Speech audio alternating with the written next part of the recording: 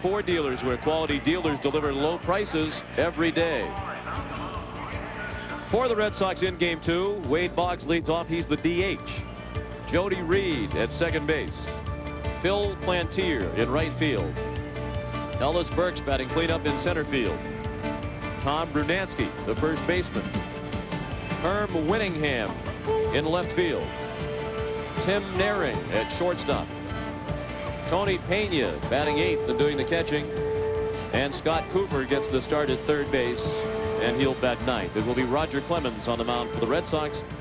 And on the mound for the Cleveland Indians, making his first appearance in an Indian uniform, right-hander Scott Scudder. He was acquired from the Cincinnati Reds in that Greg Swindell trade after bouncing around a couple of years for the Cincinnati Reds. Last year he spent the full year with Cincinnati, going 6-9 in 27 starts. The one thing that Scudder has had the problem with, and this man is going to be a good pitcher, he cannot consistently get his breaking ball over the. Consequently, he wound up walking more last year than striking out. He'll throw up some breaking balls, and when the control is there, he will work on some people. Defensively in game 2 for the Cleveland Indians, Glenn Allen Hill will be in left field. Alex Cole is in center. Mark Whitten is the right fielder. Around their infield, Brooke Jacoby is at third. Felix Fairmain gets a start in game 2 at shortstop. Carlos Baeger, the second baseman. Paul Sorrento at first. And last year's all-star catcher in the American League, Sandy Alomar Jr., doing the catching. And the umpires have shifted 90 feet. Dan Morrison is the home plate umpire in game 2. Tim Welke at first. Dale Scott at second. And Rich Garcia at third. The Red Sox with the loss in game 1 of the doubleheader, now 1-3. And the Indians with the win, 2-3 for Mike Hargrove.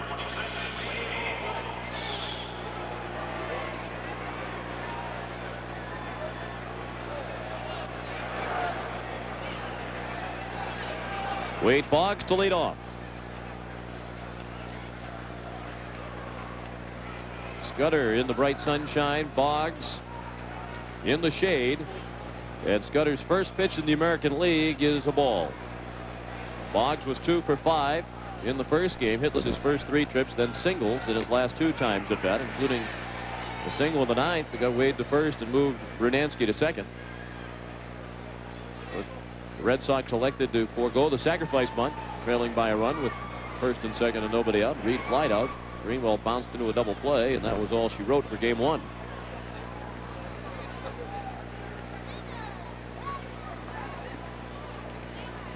Scudder, as Monty mentioned, came over in the trade with Cincinnati in the offseason, along with Jack Armstrong. For Greg Swindell, Scott Scudder is from Paris, Texas.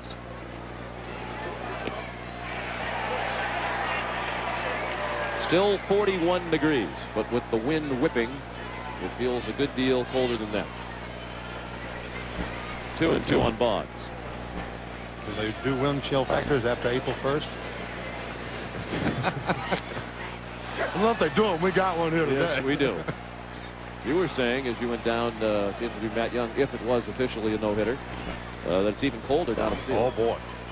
I was sitting down in the photographer's dugout, just beyond the Red Sox dugout. It is really cool down there in that shade.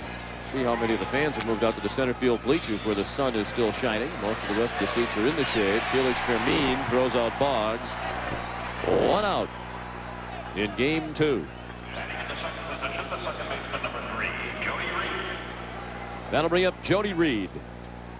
Jody 1 for 5 in game 1, a single in the 5th inning off Charles Nagy.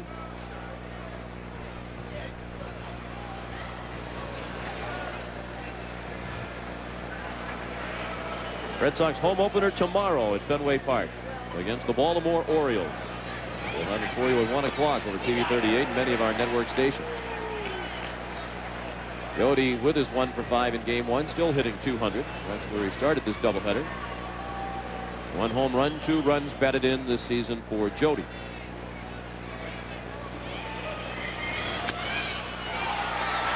In the air behind second base. Again, it's Felix Fermin. 2 outs.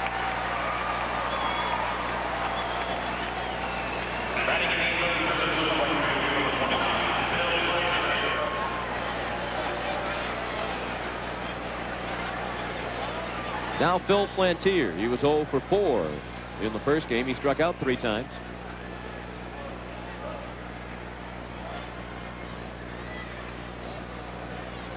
Red Sox as a team and 11 times in game 1. Nagy at 10, Brad Arnsberg at 1.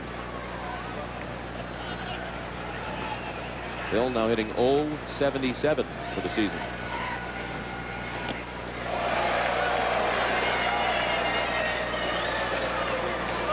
I talked with Phil in between the games.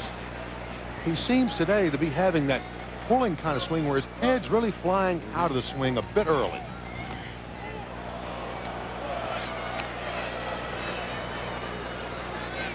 For the most part, doesn't look like he's really trying to hit home runs, as we talked about in that little chat.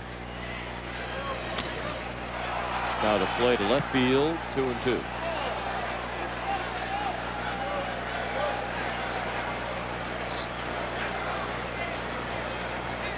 Come firing out of that crouch that he has. That ball, you might see a few hitters have that happen to him now with the shade the way it is, that ball getting in on him. High and tight, a full count. Scudder is 24 years old, 6'2", 190 pounds. First broke into the major leagues in 1989 with Cincinnati. Divided his time in 89 and 90 between Nashville and the Reds, and as Monty mentioned, spent all of last year with Cincinnati. He walks Plantier.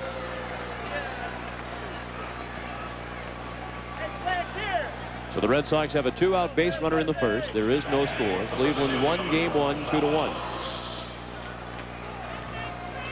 Now Ellis Burks. He was 2 for 3 in the first game, scored the only Red Sox run. He had 2 singles. He also walked, and he had a stolen base. The Red Sox first of the year. Ellis now hitting .294. Ball 1.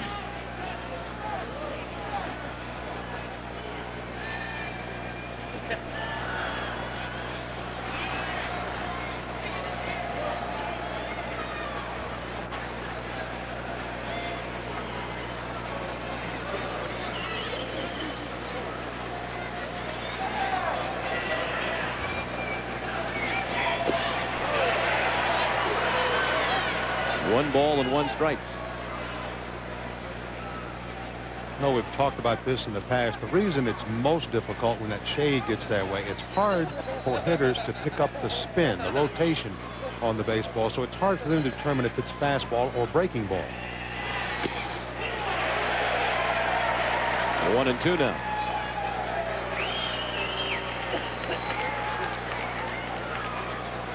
Sometimes it's just hard to see it at all when it comes from that bright sunlight into the shade area.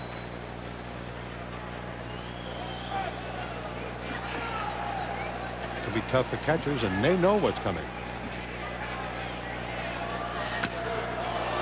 In the air in right center. A long run for Alex Cole and Mark Whitten. It's the right fielder Whitten making the catch.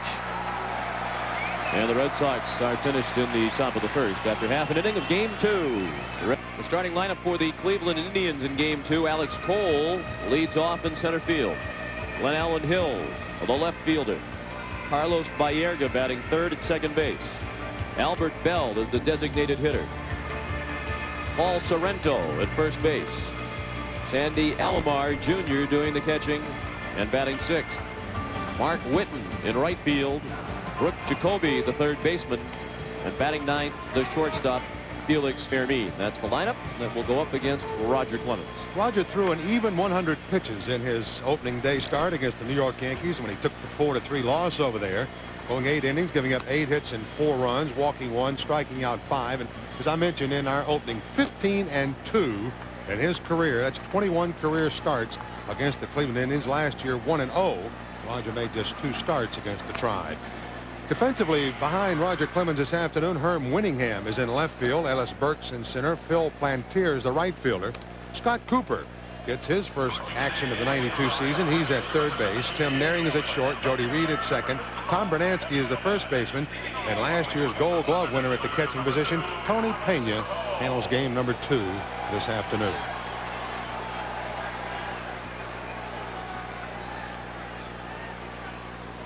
Alex Cole to lead off. He's been to the plate 6 times this year without a hit. At the moment, he has lost his spot in center field to Kenny Lofton. Clemens in with strike 1. Here's a look at Clemens' hand, and that support that he has on the little finger looks like some kind of elastic wrap. Bandage on there. I checked with plate umpire, and I noticed Clemens there shaking just a little bit. I checked with plate umpire Rich Garcia, actually the crew chief Rich Garcia, before game 1. Strike 3. Dislocated joint or not. That's a strikeout of Alex Cole. I mentioned Clemens with 5 strikeouts in his opening day effort, so now he'll jump up to 6 quickly here and keep a speedy guy off the bases. Roger looking in at Glenn Allen Hill. What did Rich Garcia say to you? I asked Rich about the possibility of Roger having anything used on his hand. He said a splint certainly wouldn't be allowed. He said, but if there is some kind of support as far as a bandage close to the color of his skin, he would allow it. And what we just saw obviously is skin colored. Tough to see from a distance.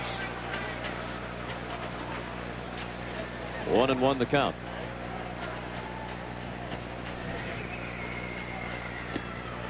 One and 2 the count.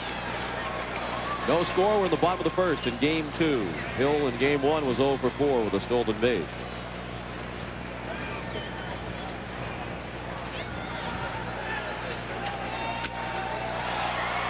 A high pop up in shallow right center.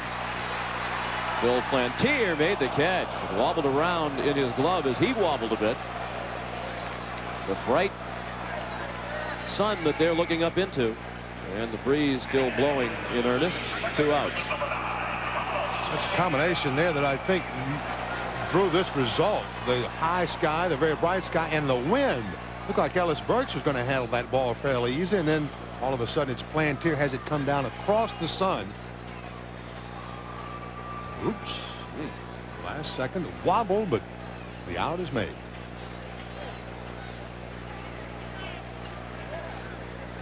Cardinal sin, no glasses. He may be one of those players, though, that really cannot use them. Carlos Baerga has the first hit for the Indians in the doubleheader. A single through the middle with 2 outs in the first.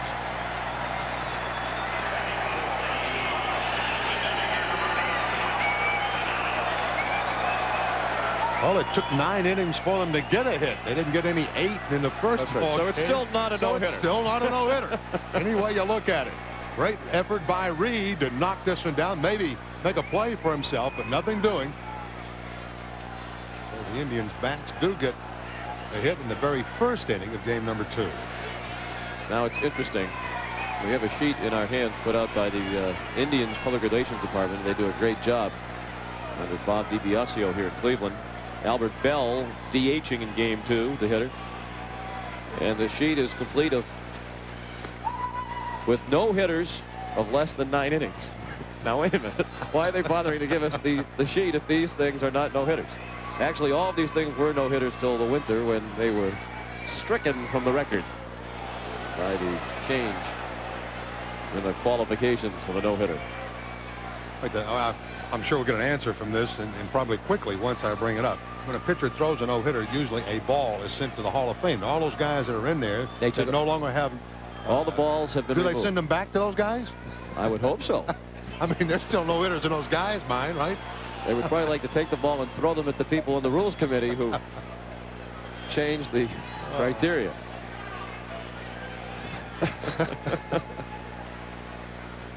Poor Matt Young. We talked about him not having much luck.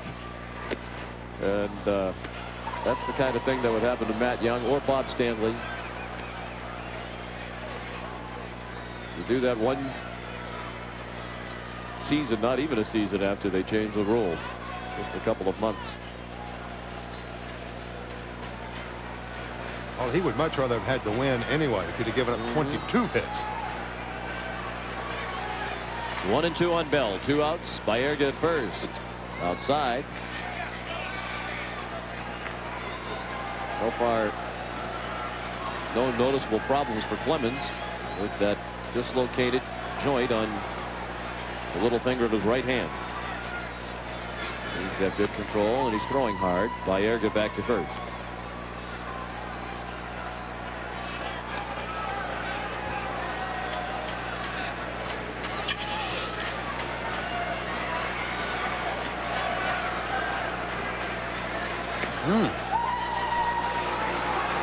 Quicker move that time by Clemens. July 1st of 1990 that Andy Hawkins of New York had his 8-inning no-hitter against the Chicago White Sox in a 4-0 loss. You might remember he was victimized by errors behind him. Bell strikes out. 2 strikeouts in the inning for Clemens. And after 1, there is no score. Next player hits a home run during a TV 38 televised game. You can win 2 tickets to a Red Sox home game and a case of 2-liter bottles of Pepsi. To enter, send your postcards to TV 38 Pepsi Home Run Sweepstakes, Post Office Box 500, Boston, Massachusetts 02135. No score as we go to the second. Tom Berdansky leads off against Scott Scudder and takes a ball low. Bruno came up as a pinch hitter in the first game and walked. He's hitting .286. No homers, no runs batted in.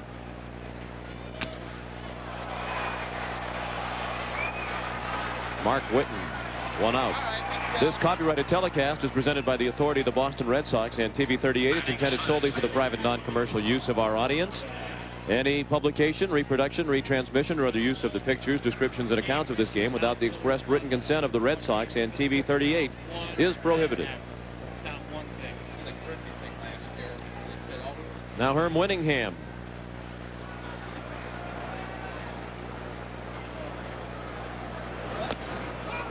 Up for the first time with the Red Sox. He looked at strike 1.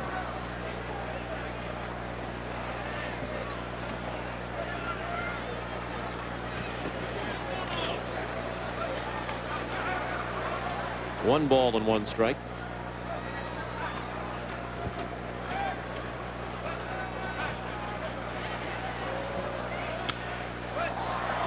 Slice foul into the seats. It's amazing how many people are still here, given the frigid, and there's a guy in shorts, given the frigid temperatures. They have not yet announced the attendance after the crowd of 65,000 plus yesterday.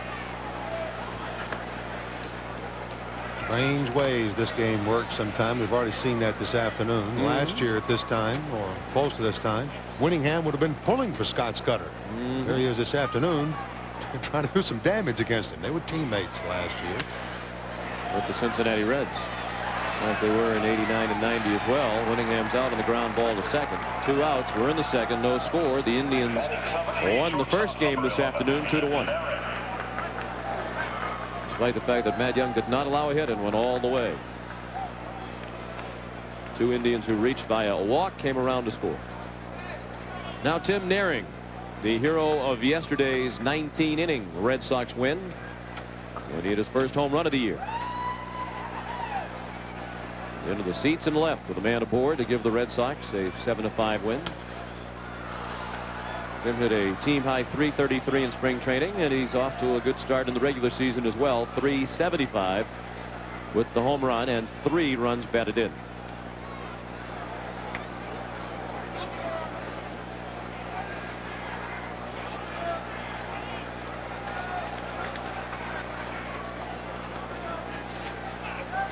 Rich Hobson said before the game he was particularly pleased that Naehring arrived at the park today with no problems with that back, no stiffness or soreness, despite the length of yesterday's game. Tough pitch. It's 1-2. Timmy, I was talking to him after the Thursday night game in New York when it was drizzling, cold, and he said he was really pleased with the way his back responded going through that ball game. He said if you think if you're going to have a back problem again, that would have been a time to have it, playing under those conditions. Made that one up. Struck him out with the breaking ball. First strikeout as a Cleveland Indian for Scott Scudder. After an inning and a half in Cleveland, there is no score. Exciting baseball action. The Red Sox have enhanced Fenway Park's accessibility for fans who are physically disabled, hearing, or visually impaired, including renovated seating locations to accommodate those fans. Assistive listening devices for fans with impaired hearing are located in the information booth on the main concourse. All accessible entrances, ramps, and other amenities within Fenway Park are clearly marked. For more information, order tickets. Phone the Red Sox ticket office at 617-267-8661. Tickets must be purchased 72 hours in advance. Fans, every time the Red Sox complete a double play, you have a chance to win a pair of Red Sox tickets, compliments of Thompson's Wood Protector. To be eligible, send a postcard to Thompson's Double Play, Box 3800, Boston, Massachusetts, 02135.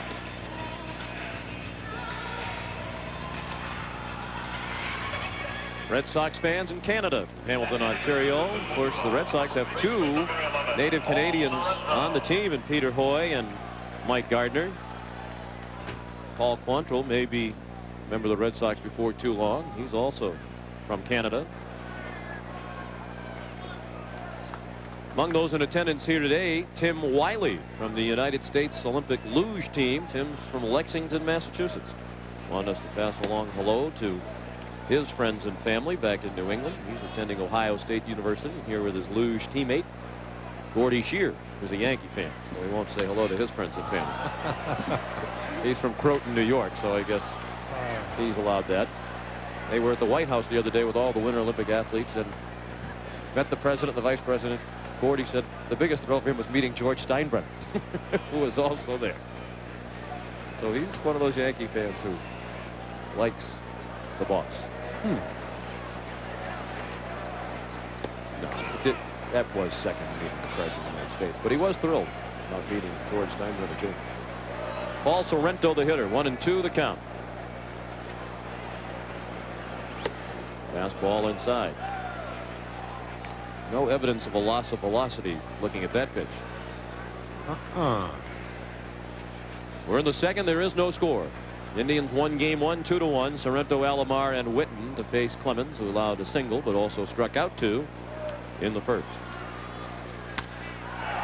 Well hit to left, sending Winningham toward the corner to make the catch just in front of the track.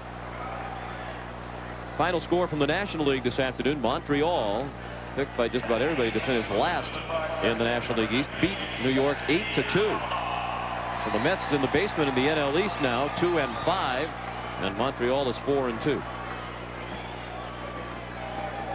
That was Saberhagen starting that game again today. He's 0-2. Bumped around 2 times now. He's been handed his hat, hasn't he? St. Louis got him in his first start. Sandy Alomar, the catcher, did not play in game one after going all 19 innings yesterday. He's hitting .222. Just missed. Alomar has been to the plate 18 times this season with 4 hits, 2 doubles and 2 singles. Fastball high, and it's 3-0. Alomar had a brush with some bad luck last year after having some shoulder problems and recovering from that. The very first game he caught, he injured a hip. Cost him some more playing time, consequently. He was only in 46 games for the Indians. He draws a walk. The first issued by Roger today.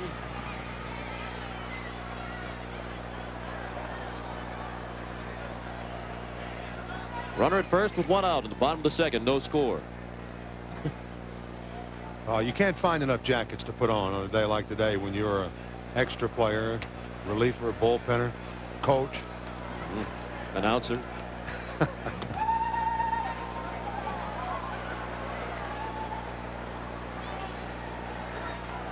Mark Witten, the hitter.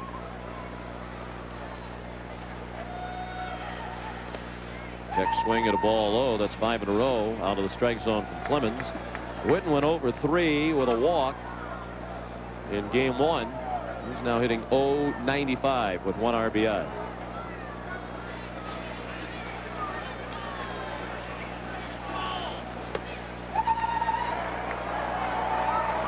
uncharacteristic control trouble plaguing Clemens at the moment, as he's missed with 6 straight.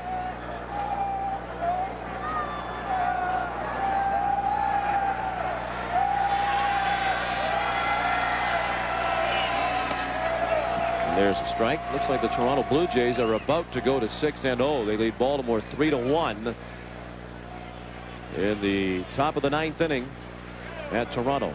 The Yankees are still undefeated. They beat Detroit this afternoon 5-1. Scott Sanderson goes to 2-0. Detroit now 0-6. 3 balls and a strike. John Habian saved the Yankee win for Scott Sanderson. Scott Aldred took the loss for Detroit. He's 0-1.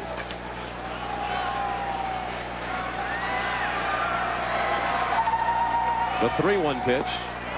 Whitten looked like he swung at ball 4. Full count with 1 out.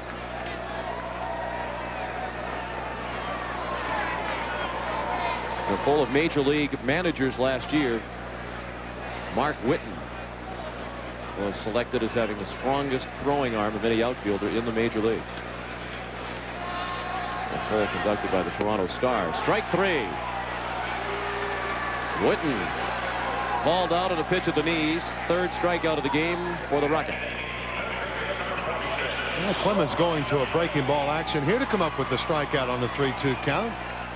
Whitten really kind of got himself out in this at bat. He went for a very bad pitch on the 3-1 count and got himself somewhat back into a hole. When you get Clemens even or 3-2, you pretty well can make a right turn somewhere. Brooke Jacoby looks at a Clemens fastball for a strike.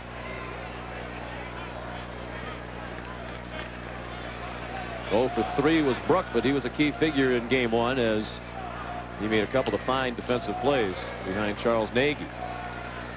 He's in the hole here 0-2. He's been a pain in the neck for the Red Sox over the years. A career .309 hitter against Boston with 8 home runs. He's hitting just .154 to this point this season overall.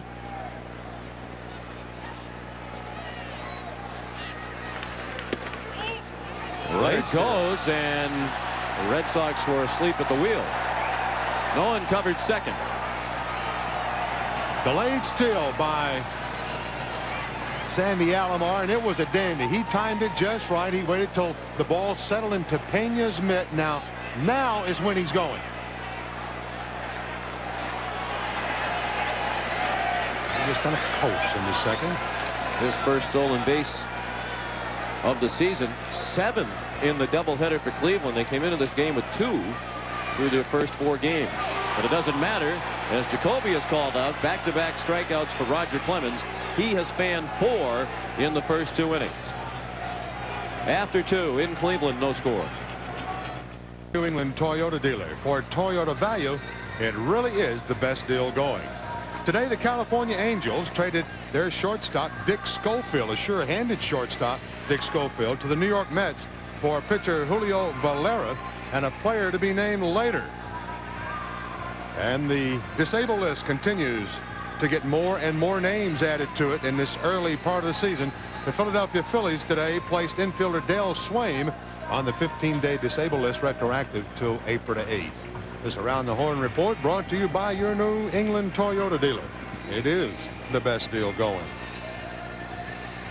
Why don't you take over the play-by-play here for an inning? We want to get you ready for some of your big assignments coming up with Dick Vitale, among others, and also see if you can get the Red Sox on the board here. And I'll try to see if we can talk that lady out of that blanket.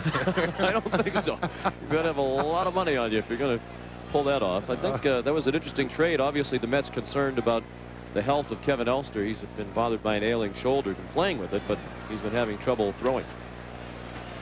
Angels don't really need to get rid of a sure-handed player, though, at this stage.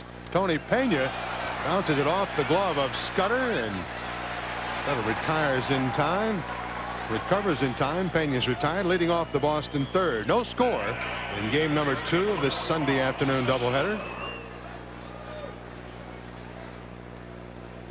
Just a piece of it really had to go into the glove and run right up into the web, and even a high throw over there, but Sorrento gloves it. So there's one down, and here's Scott Cooper. Scott getting his first at bat in this 1992 season. California Angels, when you talk about sure-handed, have made 12 errors already in this young season. Off the hands, Brooke Jacoby giving chase, and that's out of play. 1 ball, 1 strike to Scott.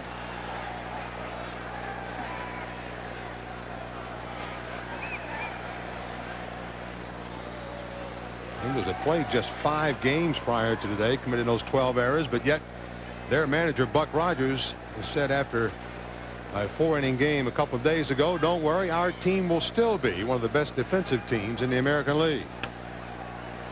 Down the first baseline, a little number. Scott hurrying over, and it's finally Sorrento who picks it up in fair territory. He puts the tag on Cooper, and they're 2 down quickly in the Boston third. The designated hitter, number 46, Wade Boggs.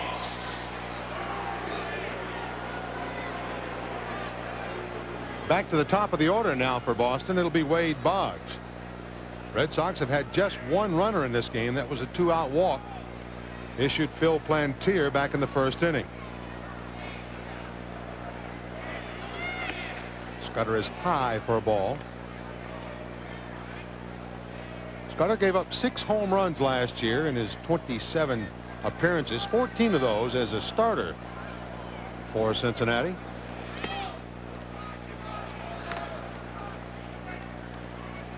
Innings pitched, a hit ratio very good, 101 1/3 innings of work for Cincinnati. Gave up just 91 hits, but as I mentioned earlier, walked more than he struck out. He's low to Boggs there, and it's 3-0.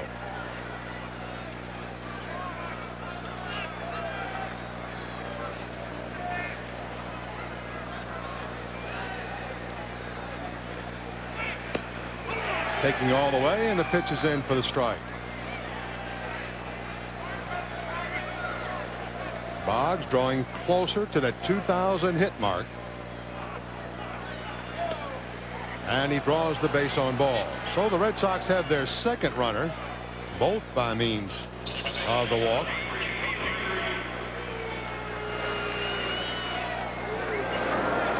And with 2 outs, that'll bring up Jody Reed.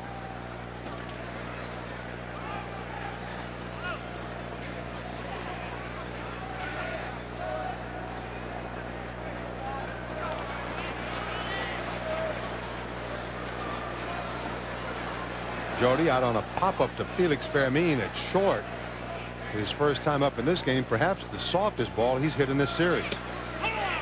Strike over with the breaking ball is Scudder, 0-1.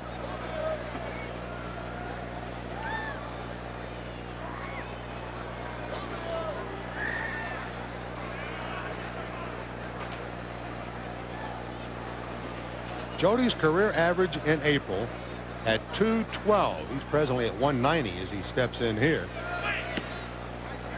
Jody's career average from May on, 296.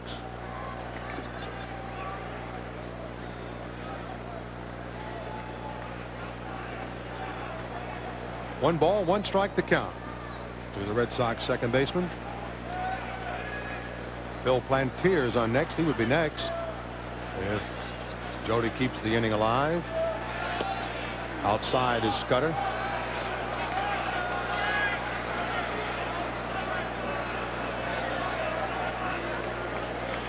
Kind of get the feeling that talking to a number of people around baseball, Cincinnati wasn't particularly interested in giving Scudder away in any kind of trades. They really didn't give him away.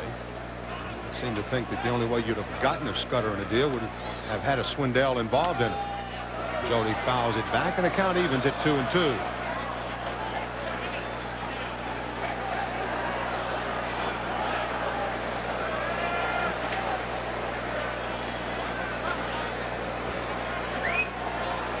Red Sox and the Indians, game 2. We're scoreless in this one.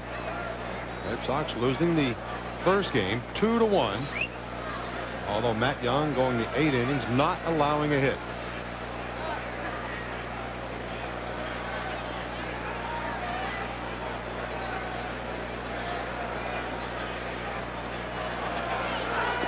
Into the dirt. Nice stop by Alomar, and the count is full to Jody. How's your lunch? It's excellent. Down to the popcorn already. Had a hamburger. It was pretty good. Of course, a Diet Pepsi.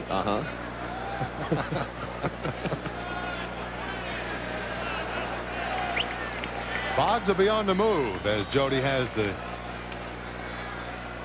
payoff pitch on the way. And he popped it up on the right side. Sorrento. He loves it. Squeezes it. And the sides are tied. Nothing across. No hits. One left. And after 2.5. Boston nothing. Cleveland nothing. Kids, the Red Sox and Shawmut Bank have a perfect way for you to save money. Be one of the first 15,000 fans. Age 15 and younger to enter Fenway Park on Saturday, April 25th when the Red Sox play the Texas Rangers, and you'll receive a Red Sox helmet bank compliments of Shawmut Bank. For ticket information, call 617-267-8661. A message appeared on the board here between innings that we'll show you in just a second concerning the Matt Young Sort of no-hitter. Roger Clemens to face Felix Fermin in the bottom of the third. Felix takes up high for a ball. Fermin will be followed by Alex Cole. And there's a look at that sign. During the first game, Matt Young, due to baseball commissioner Dave Vincent's ruling, the game is only officially recognized a no-hitter if the pitcher completes 9 innings of no-hit baseball. So we have Fay Vincent to play. And whoever made the suggestion. But that wipes out an enormous number of no-hitters. We had the list we spoke of earlier, including Melito and Pascual Perez, rain shortened no-hitters. David Palmer, a 5-inning perfect game in 1984. Dean Chance, a 5-inning perfect game against the Red Sox from Minnesota back in 1967. And many others. 2 balls, 2 strikes to Fermin. You can really tell what kind of day a Clemens is having in the strikeout department if he's able to ring up Fermin. He doesn't strike out very much. Just 27 strikeouts last year in 424 at-bats. He will get the bat on the ball. Reaches for that one. A play for Scott Cooper, who stays on the run and hits it over Vernansky in time. 1 down.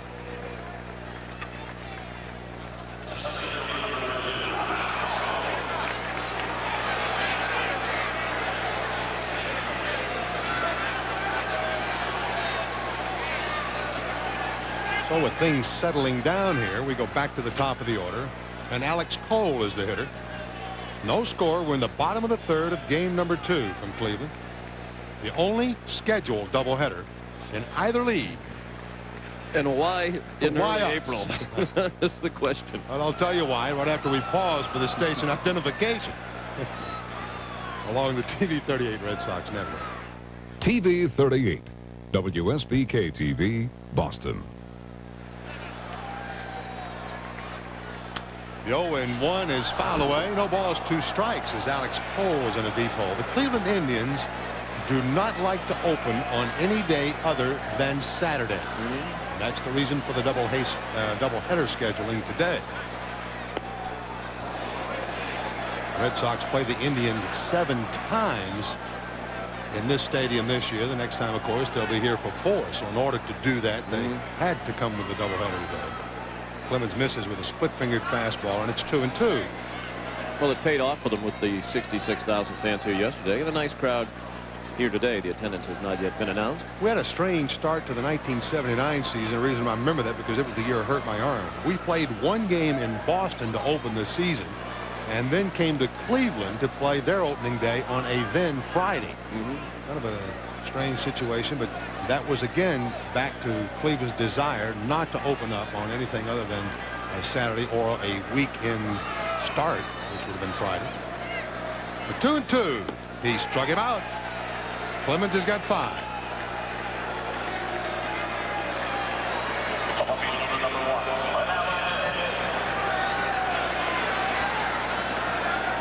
Good movement on that pitch from Clemens, and he's showing us good solid signs of velocity. Here's the left fielder, Glenn Allen Hill. Cleveland Ball Club has come up with some pretty good players in the last couple of years by trade deeds. Candiotti, of course, responsible for Whitten and Glenn Allen Hill coming along to this club. Candiotti now long gone from the Blue Jays. He's with the Dodgers. A trade that brought them the starter in the second game, Scudder, involving Swindell's deal to Cincinnati. And then they had a catcher by the name of Ed Taubensee, who Houston liked a lot. So they were willing to give up Kenny Lofton and Rhodey, a third baseman who played yesterday. So John Hart and the people in the front office here at Cleveland have been quite busy in making some trades, and it's worked out for them. They have some young ball players that we mentioned in the first game that they have signed to some multi-year contracts, and they want to keep this club together on a learning basis, keep them together and move in the new ballpark, and hopefully they'll have a pretty solid nucleus built for some years to come. Not a bad idea if you can get your players to go for that. Especially in today's baseball economy, and Cleveland, compared to other teams, a relatively small market. 2 down, nobody on, scoreless in the bottom of the third. Hit solid in the center field. Hit number 2 off Clemens.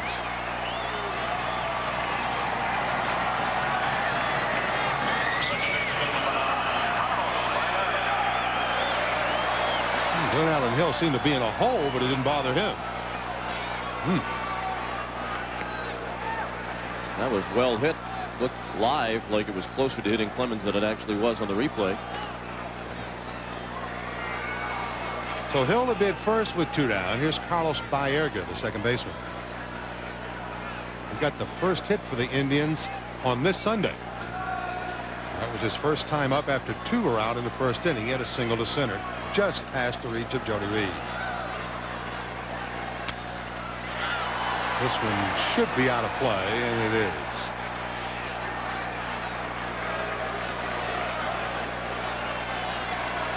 Frank Viola tomorrow in the Boston opener at Fenway, 1 o'clock. He'll be faced by Bob Malacky of the Baltimore Orioles. Frank going on 3 days rest.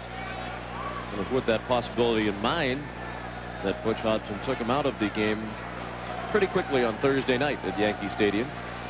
He threw 84 pitches.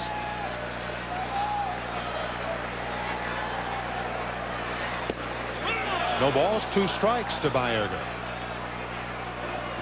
Red Sox need something from Clemens today that's really been a strong suit for him throughout his career. He is 77-26 following Red Sox losses. 10-8 in 91, which is by far the last couple of years the closest that margin has been. Chopped foul right at the plate.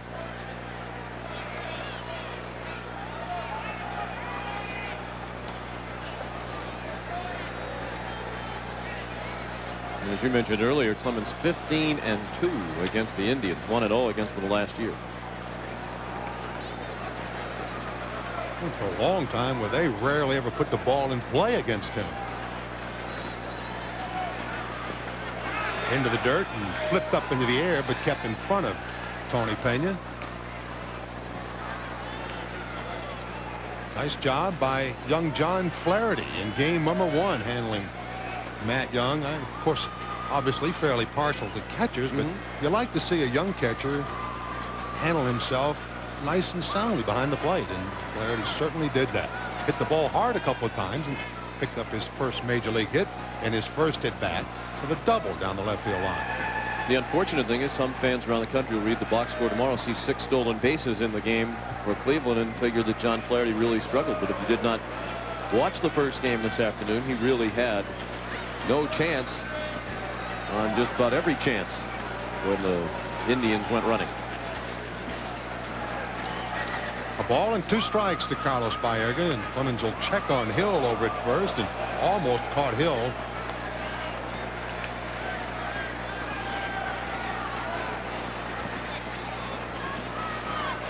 Baerga led the Indians in hits last year with 171. Take a look. Ooh.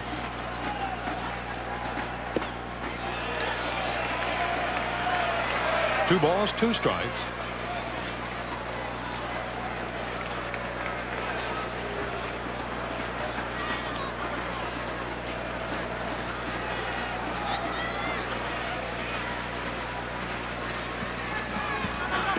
And that is low. I mentioned in game one about Baerga moving from third to second last year. He went over there to second on July 23rd. Up to that point in 90 games, the Indians had turned just 62 double plays.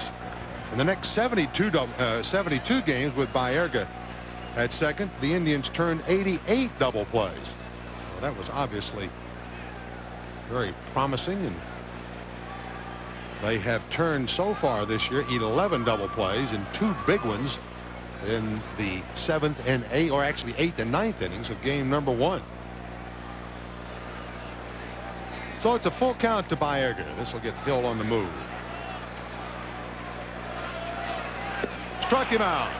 Clemens has got a half dozen through 3 innings of game number 2, and we're scoreless from Cleveland. Saving money for the future is important. That's why Chalmette and the Red Sox have teamed up to make saving fun with Chalmette's Helmet Bank Day at Fenway Park.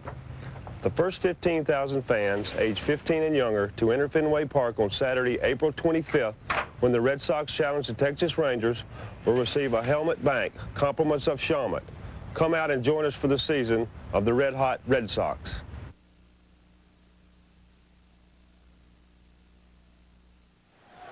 And Red Sox tickets are now on sale, of course. You can always purchase them at the Boston Red Sox ticket office at Fenway Park. And you can also pick them up for your convenience at the Boston Red Sox clubhouse shop at the Burlington Mall. And you can call 267-1700 anytime to purchase tickets. So get ready. This is the year of the Red Hot Red Sox. Red Sox bats continue very quiet here in the early season. They are hitless through 3 innings in game 2. They lost game 1. 2-1. Scott Scudder to face Phil Plantier, Ellis Burks, and Tom Brunansky in the 4th. And his first pitch to Phil, a ball. Plantier walked his first time up. The Red Sox have had 2 base runners, a pair of walks issued by Scudder, one to Plantier, the other to Boggs. Change up high, 2-0. Toronto beat Baltimore this afternoon 3-1. David Wells won it. Dwayne Ward saved it, his 3rd. So the Blue Jays are 6-0. Joe Carter hit his first home run of the year. Kelly Gruber left that game in the 5th inning with a neck spasm. And the Yankees are also still unbeaten, now 5-0. They beat Detroit 5-1. Travis Fryman homered for the only Detroit run. Tigers 0-6. Those are the only finals in the American League. 3-1 on Plantier. And Phil has a hit. The Red Sox first here in game 2.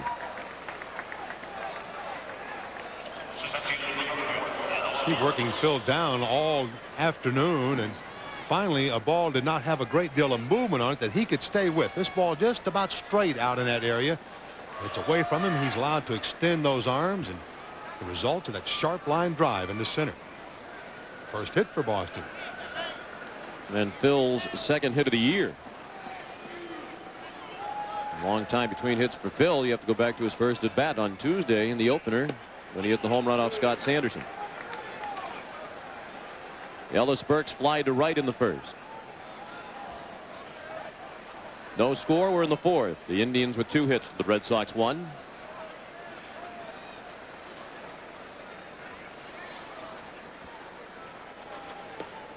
You mentioned last inning. Scott Scudder traded reluctantly by Cincinnati. His name came up involving the Red Sox. You might remember last winter there were some trade rumors involving Mike Greenwell perhaps going to Cincinnati. I think Mike's been going to every team now in Major League Baseball in a trade rumor. Randy Myers was also a name mentioned. He might be coming to Boston from Cincinnati. The Red Sox, I've heard Lou Gorman say in the past, the Red Sox do like Scott Scudder, think he's a promising young pitcher, certainly with an excellent arm.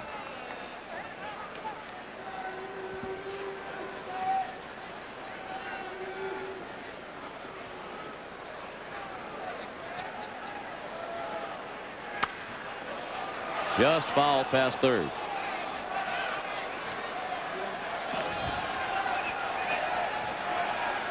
Two and 2 on Burks.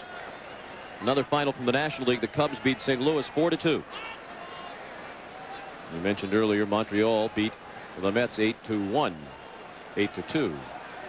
The Mets are still scoring.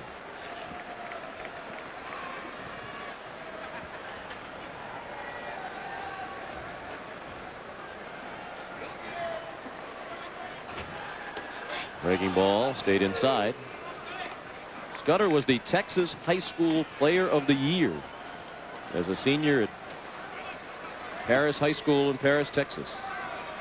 He pitched his team to the state title. He went 19-0 with an ERA of 0.99. He struck out 205 in 120 innings. With Plantier running, Burks drives it into center. Plantier continues to third. Ellis Burks had a wide turn around first before retreating. And the Red Sox are making noise here in the fourth with first and third and nobody out. Hey, this is what third base coaches like, too. And I'm watching Don Zimmer now as Plantier is approaching him at first. Once Plantier determines that that ball is not going to be handled in the outfield, remember, he's on the move. He really keeps it in high gear. Look how he's running there. Now a third base coach can make a decision easily. One little muff by that ball by any handler out there, you can go ahead and run the man in there. If he is giving you anything less than that all-out effort, a muff usually won't lead to anything but the red light when you get to third. It will be interesting to see if Butch Hobson and his coaching staff have any more success driving that point into the heads of the Red Sox players than Joe Morgan and his staff did. That is something that Joe Morgan talked about with the Red Sox time and time again. When you're on the bases, do not anticipate the ball being fielded cleanly. Run as hard as you can so that, as you say, if there is a mistake made, you can take advantage of it. Tom Brunansky at the plate. 1 ball the count on Bruno. He flied to right his first time up. No score, but the Red Sox are threatening here in the fourth, having lost the first game of this doubleheader to the Indians 2-1.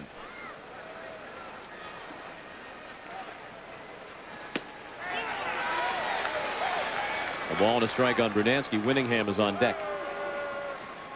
Good spot for Brunansky to be hitting in that first and third, less than 2-out situation, because he has that enough of an uppercut swing. He's waiting on the ball better.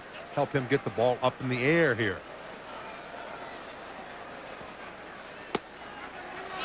High and tight, 2-1. Tommy successful last year in driving in 22 of 33 runners from third with less than 2 outs. The runner at third now is Phil Plantier. And at first, Ellis Burks. Thing you don't want to do, though, is maybe hit it to that guy in right field. He was out ahead of the off-speed pitch. It's 2 balls and 2 strikes. The man in right field I referred to, Mark Whitten. Sean told you his respect that he drew from managers last year, being voted the best throwing arm in the outfield. He had 13 outfield assists as a rookie. That's outstanding. And 6 of those 13 assists were runners thrown out at the plate.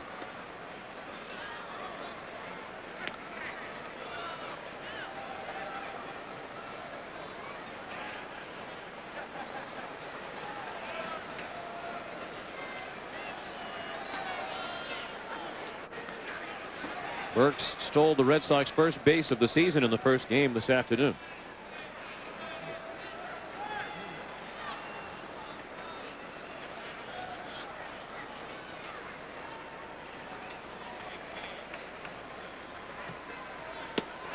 Brunansky strikes out. That is the second strikeout of the afternoon for Scott Scudder.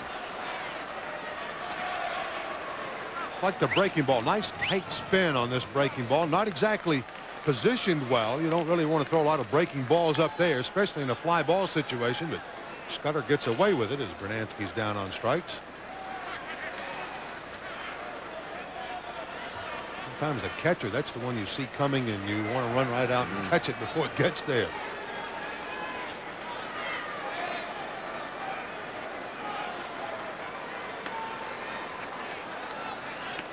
Burks at first, Plantier at third. With 1 out now, we're in the fourth, no score. The batter is Herm Winningham, who bounced to second his first time up. Now 0 for 1 as a member of the Red Sox. Well, you've seen the movement on the fastball. That is the curveball that so many people came up with an interest in Scudder. Watch this, right over the top and straight down.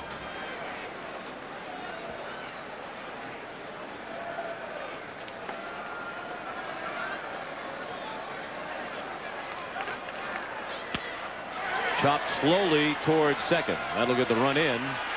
Baeger throws Winningham out. Plantier scores. It's 1-0 Boston. And Herm Winningham has his first run batted in as a member of the Red Sox.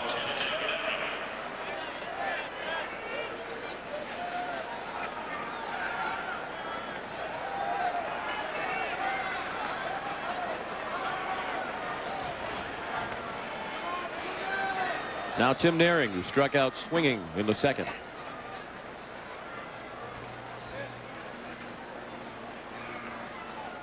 Trying to pick up Burks from second with 2 outs. Trying to check his swing. It's a strike, says Tim Welke.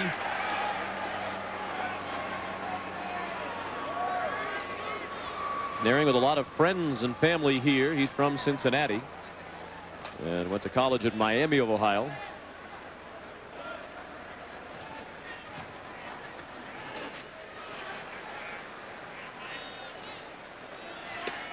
I asked him about the facial growth that we've been seeing on the shots from this afternoon. He said he was going to shave after the game yesterday, but after the game-winning home run, being a little bit superstitious, he decided to keep it. Well, I'm sure Butch Hobson liked to see his beard get down about his knees then, if that's the case. He'd hit one every time he plays.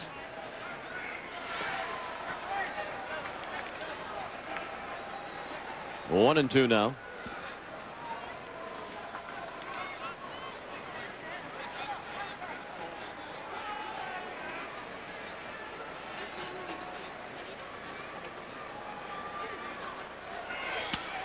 And that's out of play. Into the crowd, which has been announced at 20,480. This is Kids opening day here at Cleveland Stadium. 20,480. Well, we were talking about the doubleheaders earlier, Sean. At one time, there were a lot of Sunday doubleheaders played when transportation was by train in the American and National League. And Cleveland, along with Detroit, were almost automatic double play towns, especially Cleveland. Even in the early 70s, when my big league career started, you often would come to Cleveland on a weekend and wind up playing 2 on Sunday. It was a big draw for them, and ordinarily they wouldn't have 20,000 following opening day here.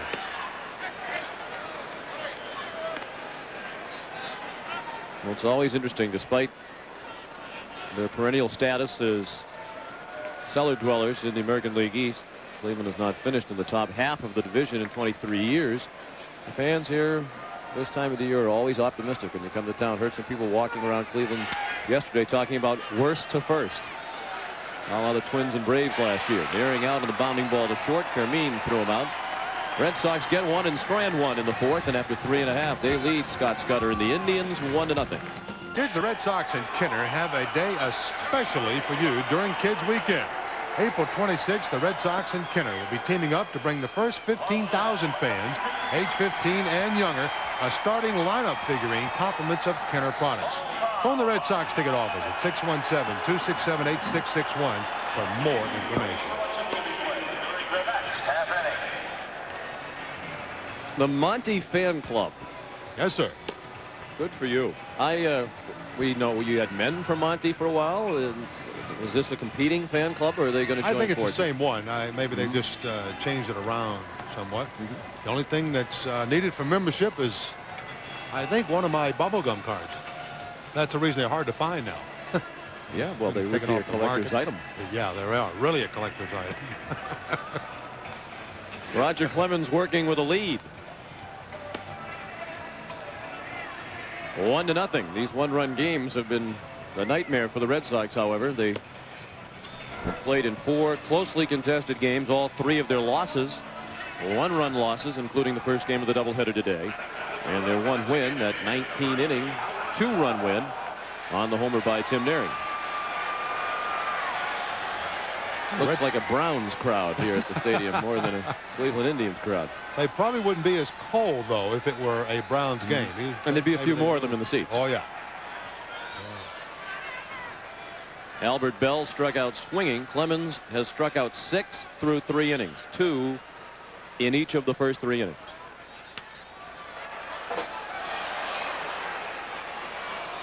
Wasn't this the stadium? And I've mentioned this once or twice before, but I remember it as a very young person watching you play on TV. Wasn't this the stadium where you shed the mask and hit the umpire and Yes. broke his foot? Yeah. Larry Knapp? Larry Knapp. Got him right here in this ballpark. This was one of the shortest areas or shortest spaces between home plate and the backstop in all of baseball, even minor league parks.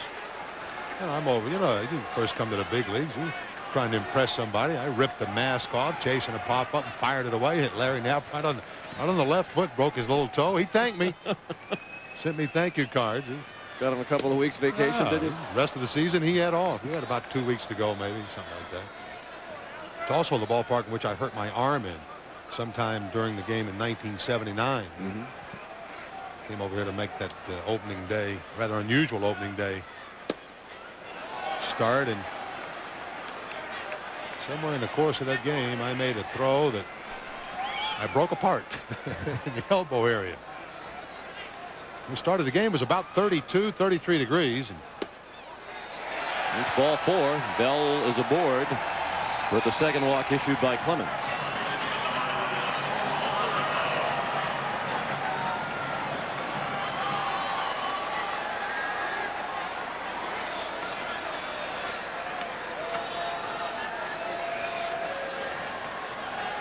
Paul Sorrento flied to left his first time up. Red Sox lead 1-0. The Indians are batting in the 4th. Cleveland won the first game, if you're just tuning in, 2-1. oh, boy, when we're sitting where we are here and you're not really looking directly on, and we're not as bad as in Detroit, No, but it's but close. when you look up and see that blur come across, We are fairly close to the action here. I guess if you figure though, if you see the blur, you're probably all right. If it's when you don't see the blur, you're in trouble. 1-1 now on Sorrento. You were talking about your arm difficulties. John Marzano has been diagnosed as having a slight tear in his rotator cuff. He's going to have arthroscopic surgery early this week at UMass Medical Center in Worcester. We wish him well. He's been on the 15-day disabled list. Well hit right to short, and they have a chance to double off Bell, and he's out. He knew he was a dead duck and got himself intentionally in the flight of that throw from Tim Naring. He argued, but very half-heartedly, and that's not even going to bring Mike Hargrove out of the dugout. Well, now it will, a bit belatedly. That ball hit in front of you like this, it's a cardinal sin to get doubled off. Naring with plenty of time to throw it. Let's see the action of Bell here. See, what he did, he actually ran himself inside, knowing about where the throw was going to be coming from the shortstop. He interferes with the play, and Tim Welke properly rung him up for what would be interference, really. Let's watch this machine come way inside. He knows, and now he Almost just on the grass. Yeah, he lets the ball hit him.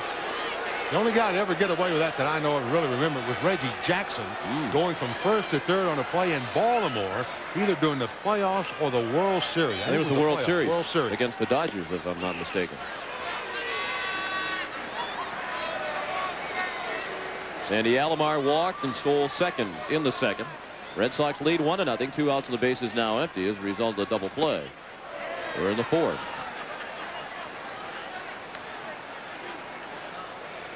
Alomar, American League All-Star catcher in each of the last 2 seasons.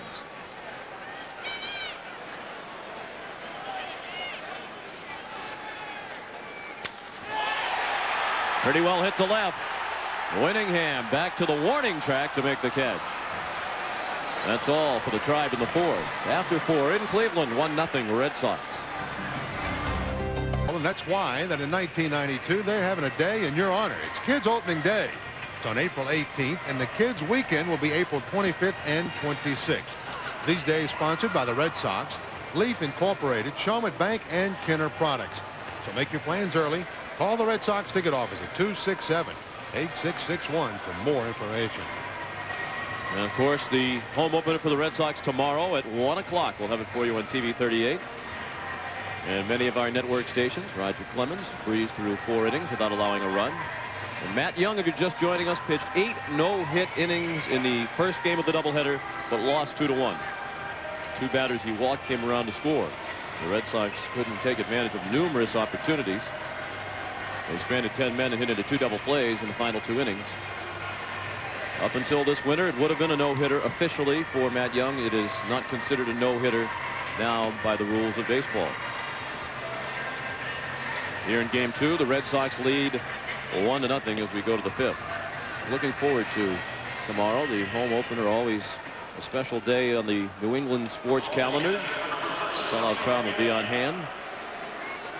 Frank Viola will pitch against Bob Malacky at 1 o'clock tomorrow. For those of you watching on TV 38, Sports Beat comes your way at noon from Fenway Park with Upton Bell and his guests. Tony Pena bounced back to the mound in the 3rd. He'll be followed by Scott Cooper and then Wade Boggs against Scott Scudder.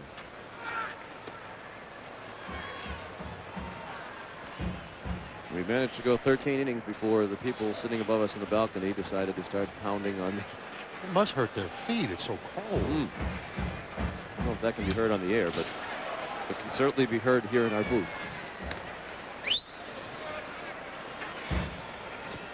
I hope you don't come here on bat day. They might be able to hear it without a TV Oh, back boy. in New England. Just open the windows.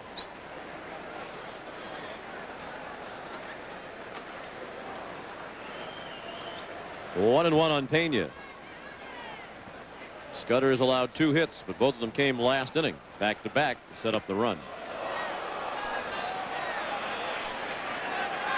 Kidding Tony today. I said, you play doubleheader today? He says, why? Yeah, I caught one yesterday. There are our friends. Go ahead and Now stomp while you're on TV.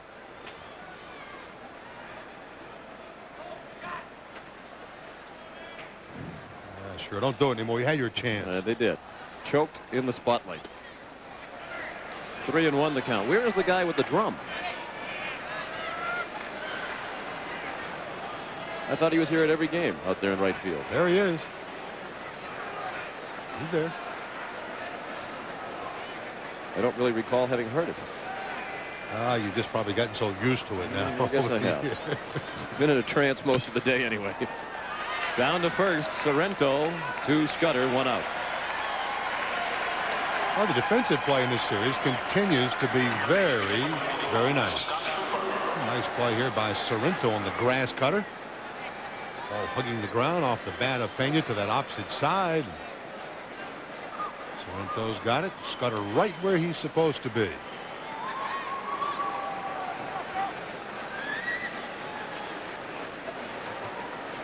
Scudder looking in at Scott Cooper. Ball 1. Cooper grounded to Sorrento unassisted. His first time up. We're in the 5th. The Red Sox lead 1-0. These 2 teams came into this doubleheader both struggling to score runs, and that has continued today.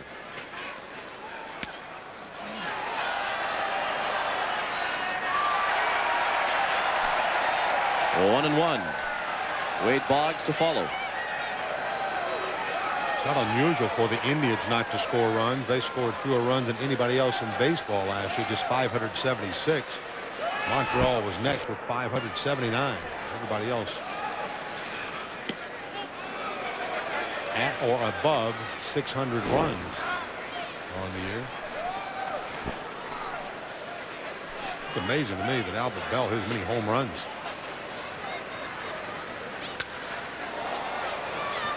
That's hit to left and taken in by Glenn Allen Hill. 2 outs in the 5th. Well, I will say this about Bell: of the 28 home runs that Bell hit, he only hit 8 of them here in Cleveland. But that's a pretty solid number considering the size of this park last year. They've moved the fence in so that it's 404 now to straightaway center field. There are only 63 home runs hit in this ballpark last year. Boggs looks at a strike. Wade's 0 for 1. He grounded to short in the 1st. Walked in the 3rd.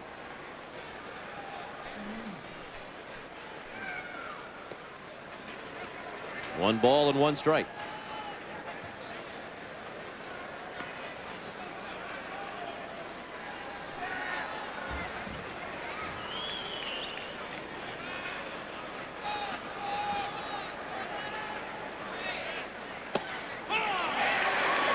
One and 2 now on Boggs.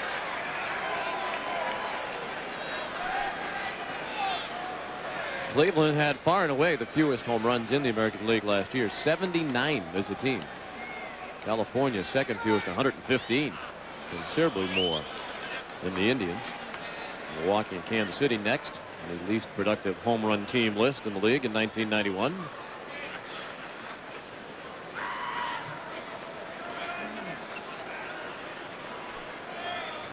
Mike Hargrove hoping they hit a few more. Most importantly, score a few more runs no matter how they do it. Boggs lobs it in a shallow left, and Hill made the running catch. The Red Sox go in order in the 5th. We're halfway through game 2. And the Red Sox capture your day at Fenway Park with a new personalized full-color storybook. My Day at Fenway Park, a great gift for children and baseball lovers of any age. Customized with your name, hometown, favorite player, and more, plus starting lineup and final score of any Red Sox game, only $19.95. Remember your day at Fenway forever with My Day at Fenway Park. To order, call 1-800-FENWAY-6. That's 1-800-FENWAY-6. We mentioned moments ago the attendance here today. 20,480 and almost as many blankets. It's the largest second day total here in Cleveland since 1987. And this is also the largest 2-day total attendance here in Cleveland since 1987. The 2 dates have drawn 86,293. Cleveland had the lowest attendance in the American League last year at just over 1 million. You mentioned their low number of home runs, fewest in the American League. St. Louis actually hit fewer in the National League, 68 home runs, and like the Indians, the Cardinals have moved in the fences this year at Busch Stadium.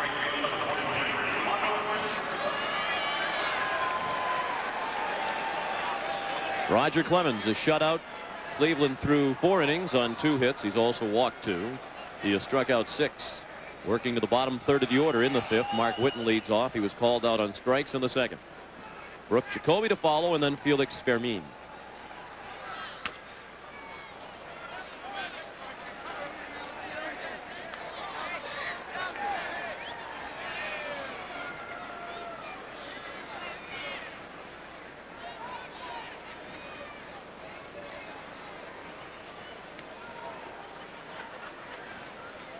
But Toronto just keeps pumping out the outfield prospects. We talked the other day about the great outfield they had several years ago, thought to be together for a long time, be one of the great outfields ever. Barfield, Bell, and Mosby. Now that obviously has changed around quite a bit, but they managed to trade away 2 top outfield prospects in Hill and Whitten to the Indians. Replaced them as the outfielder in waiting with Derek Bell, the International League Player of the Year last year. Whitten strikes out for the 2nd time. That's number 7 for Clemens.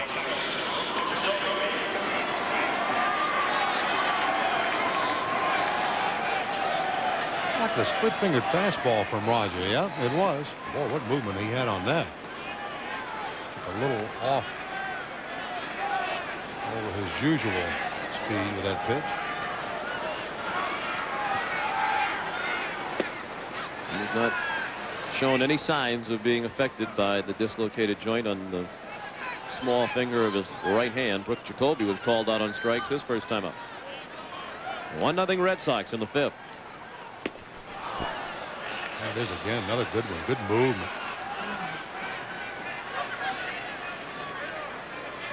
Blue Jays also helped themselves in the other trade. They got Devon White. They took him back from on his way home, maybe. His career was fast getting away from him. Jacoby swings at a bad ball at strike 2, 1-2. He certainly has been resurrected in Toronto. Another trade got them Carter. Free agency signing of Winfield, who can play on the outfield still. Who can't play out there every day. And you don't want him to play out there every day. Pat Gillick is talking about retiring, the general manager of the Blue Jays.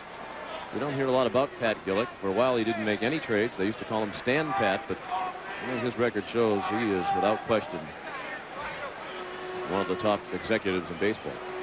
The only thing that's eluded him so far has been a World Series.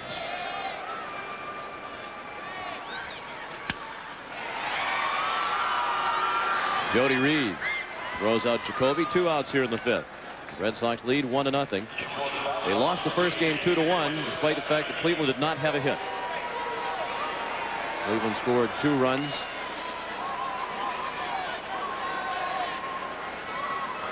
And they were scored by runners who reached by a walk. Matt Young pitched 8 hitless innings and lost 2-1. In that game, Charles Nagy had a career-high 10 strikeouts for the Indians.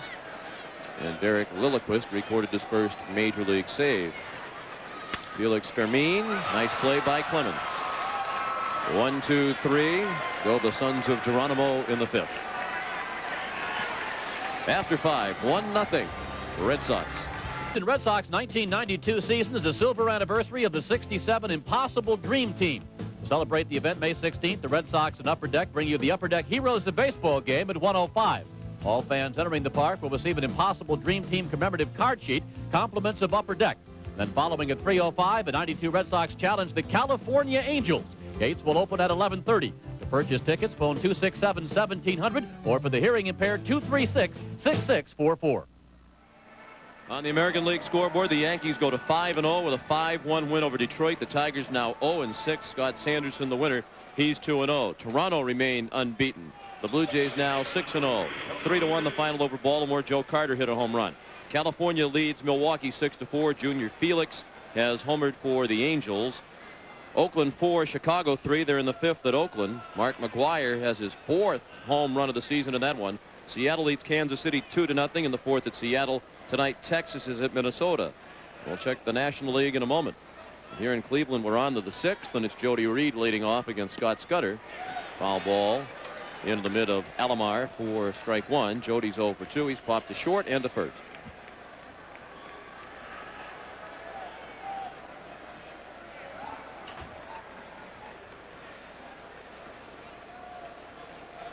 This is an identical start to last season for the Red Sox. They get out of the gate 1-3 in 1991 as well. And Jody back on his feet after being knocked out of the gate. That's a breaking ball, and perhaps a good thing. Jody not quite sure which way he wants to go. Seen Scudder come up with a few curveballs today that you just do not hit. I don't care if he tells you he's going to throw them. That first one of them was one of the first ones to Jody. That swing and an off-speed pitch. Strike 2, 1-2.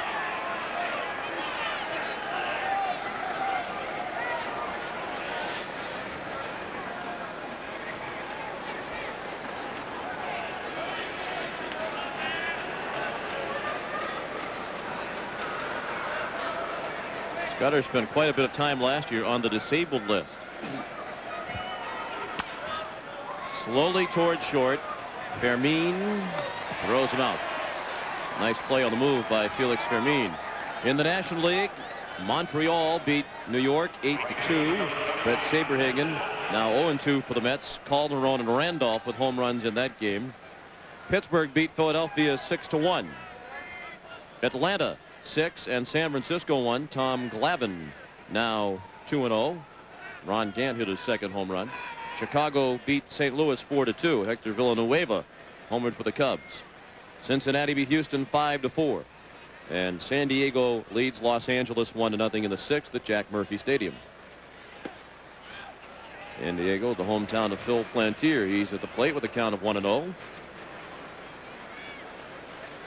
Phil walked in the first, singled and scored the Red Sox run in the 4th. Red Sox lead 1-0 in the 6th. Speaking of San Diego, a couple of the writers and I were asking Phil before the game for some suggestions about hotels to stay at in San Diego. We don't get there as San Diego's in the National League, but that's where the All-Star game is in July. Past Al Bumbry. All girls have been fielding flawlessly again today.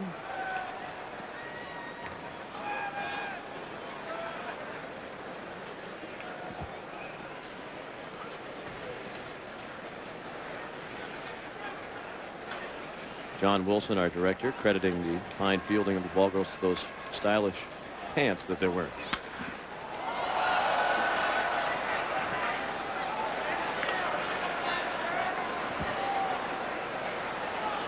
Those are the rage now. No, don't laugh, Monty. Those are very popular now. Zupas. They're called Zupas. They Something make them like over in that. Minneapolis, I believe. They look like pajamas. Big swing and a little pop-up. Jacoby right near the third base bag makes the catch in foul ground. 2 outs. We're in the 6th. And the Red Sox lead 1-0. Cleveland with only 2 hits in this doubleheader. Both of them in this game.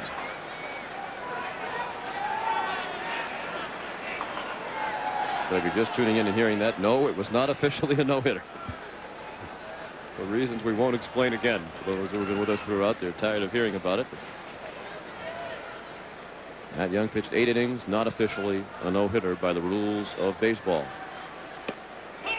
Ellis Burks took an off-speed pitch for a strike. He has fly to right and single to center. Red Sox 2 hits came back-to-back in the 4th inning. Plantier started with a single to center. Burks singled him to third. And Plantier scored on a ground out by Herm Winningham. 1 ball, 1 strike.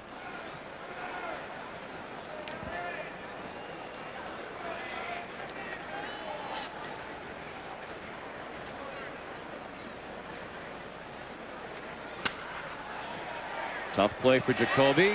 Fielded nicely backing up. And he threw out Burks. That is 9 in a row retired by Scott Scudder. And we go to the bottom of the 6th in Cleveland with the Red Sox leading 1-0. Hope you'll join the Sports Beat crew tomorrow at noon from Fenway Park, preceding the Red Sox home opener against the Baltimore Orioles. Upton Bell will be joined by Peter Gammons, Mike Barnacle, and Clark Booth before the Red Sox take on the Orioles at 1 o'clock. That's Sports Beat at noon from Fenway, followed by opening day at Fenway Park, the Red Sox and the Orioles at 1. Yeah, the NHL has returned to action, and Monday night at 7:30, the Bruins will be back in action.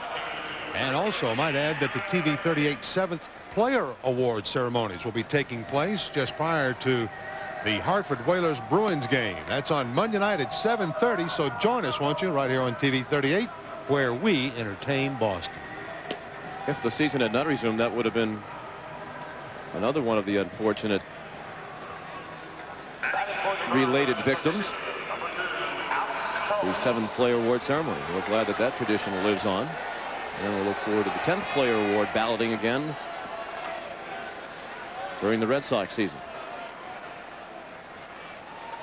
Top of the order for Cleveland in the 6th. The Indians trailing 1-0. Alex Cole showed bunt and took a ball. He's 0 for 2. He has struck out twice. Clemens has fanned 7 in all. He's walked 2. He's retired 5 in a row. And he's even with Cole, 1 ball and 1 strike. Interesting the turns that Cole's career has taken lately. We talked about them moving the fences back last year, in large part because of Cole's speed. And a year later, he's battling for playing time now that they have Kenny Lofton. The thing that didn't work out too well for Cole was getting on base enough to really take advantage of his speed offensively. He got off to a horrendous start last year and then picked it up in the second half. Prior to the All-Star break, he only stole 9 bases in 21 attempts. Not a good ratio at all. After the All-Star break, he had 18 stolen bases and was caught stealing only 5 times. And he had 296 after the break. The count is full.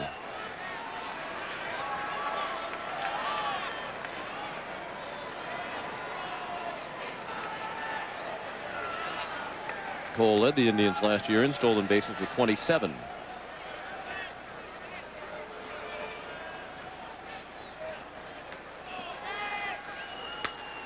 Slapped down to Cooper at third. 1 out.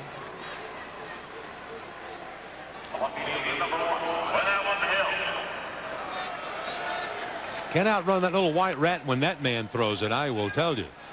Good, strong throwing arm.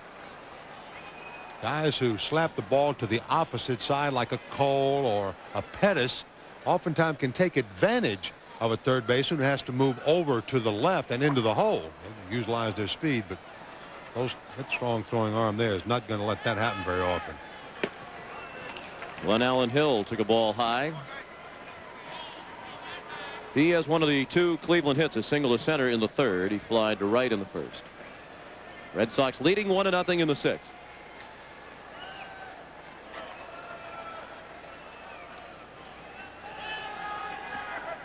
Hill's had a tough time getting his career on track in large part because of injuries. You might remember that back in 1990 he had a nightmare about spiders.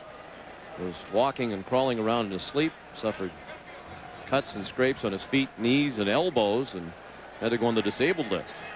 Then he had an emergency appendectomy in Boston on the final weekend of the season in 1990. He's out on the ground ball to 3rd. 2 outs in the 6th. Last year he missed a lot of time with a sore lower back. Arachnophobia, is that what it's called? Mm-hmm. Made a movie about it just about the same time he had the problem. That's what he went to see, didn't it? I would hope not.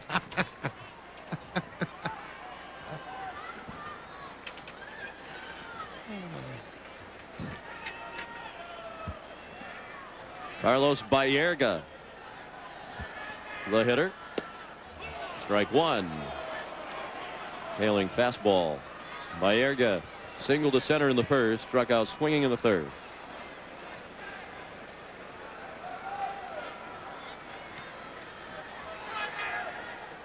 Let's pause for station identification. This is the TV 38 Red Sox Network. TV 38, WSBK TV, Boston. Baerga bounces one foul. Sean McDonough with Bob Montgomery, our producer director John Wilson. We particularly want to salute our crew, especially the camera people working this long day out in the cold. We do not salute John Wilson, who has reminded us frequently that the truck in which he is located is heated. He's nice and toasty, as he said. We do actually salute him in a sense.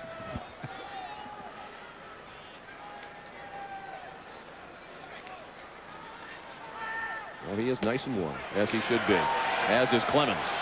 Fired up after the strikeout of Baerga ends the inning. 8 Ks for Roger Clemens. See the best in collegiate baseball action at Fenway Park on Tuesday, April 21st and Wednesday, April 22nd, when Boston College, Boston University, Harvard, and Northeastern compete for the 3rd annual Baseball Beanpot Trophy. Games are at 12 p.m. and 3 p.m. each day. Tickets may be purchased in advance at each school's athletic department office, and advance and on the day of the game, or in person at the Red Sox ticket office. Well, if it's on the day of the game, let's hope you're in person. The tickets are $3, by the way.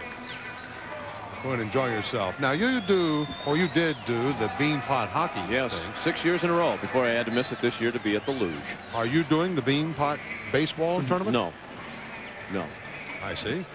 Specialized to become, have you? I would like to attend that, though. Yeah. It's fine caliber baseball. We get to see those teams down at spring training. BC and Harvard. Harvard, yeah. Have made the trips down to Winter Haven in the last few years. Tom Brunansky, 0 for 2, leading off the 7th against Scott Scudder. These managers have to be pleased with the performances of all the starting pitchers today. Well, you really don't know the way these two teams are swinging the bat, how much credit goes to the pitchers and how much of it is hitters who are having a tough time of it. Well, on a day like today, I would think you could give a lot of credit to the pitchers. I mean, we've seen some excellent performances here by all 4 starters in this doubleheader. I guess that's one of the reasons I say in baseball you can't do something today that may have an effect on what may or may not happen tomorrow, because you may not get what you expect tomorrow. That's a fair ball. What a day Jacoby's having, and as soon as we say that, he bounces one in the dirt in front of Sorrento, and Brunansky is safe. Jacoby made a very smooth play to backhand it behind the bag on a tricky hop. But then his throw was low, and he is charged with an error, the first of the game. Well, Jacoby didn't seem to really be loose with this throw. He's very deep behind the bag. He'll come right up over the top. Seemed kind of short arm that throw, and it kind of hung it up, and then it rolled over short. And Paul Sorrento has come up with a couple of them today. Couldn't quite get to that one. And Red Sox needed a base runner. They'll take one any way they can get it. Scudder had retired 9 in a row. Now Winningham was driven in the only run of the game. He squared a bunt, took a breaking ball for a strike. Herm's 0 for 2. He's grounded to second twice, but his ground out in the 4th brought Phil Plantier in from third with the only run of this game. I'd like to see Winningham get this bunt down toward Sorrento at first. He has to hold the runner at first as opposed to Jacoby, who can come right in on top of it. Sometimes a pitch out is used not to see if a runner is going, but to see if the bunt is still on in that situation. And you could see plainly there that Winningham squared as if to bunt. Now, sometimes the other manager, though, will switch that around, thinking he might get his hitter a fastball to work on. Bernansky's running. Winningham missed it. Bernansky is out. Close play at second. He's tagged out by the shortstop, Fermin.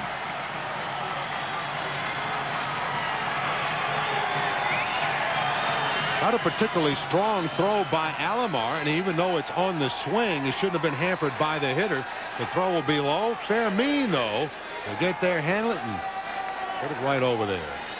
See if Bernansky's foot went around the tag. From that angle we won't see, but the other angle looked like Tom's foot went around the glove and got the bag on the other, like there, but let's say he's out. Yeah. Give him the thumb. Now 1-2 on Winningham. Breaking ball in the dirt, 2-2. Herm spent the last 3 seasons with Cincinnati. He's also played for Montreal and the Mets. This is his American League debut, his first season in the American League. Signed with the Red Sox as a free agent in late January. Fastball missed. The count is full. Winningham is 30 years old. From Orangeburg, South Carolina. He was a first-round draft choice of the Mets back in 1981.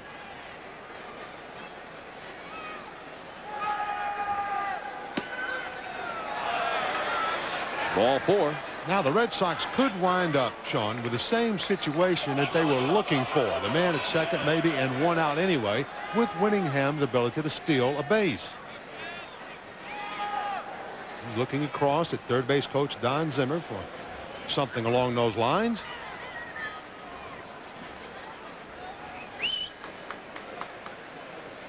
Tim Naring is struck out and bounced to short. Red Sox lead 1-0. They are batting in the 7th. Cleveland won game 1 of the doubleheader 2-1.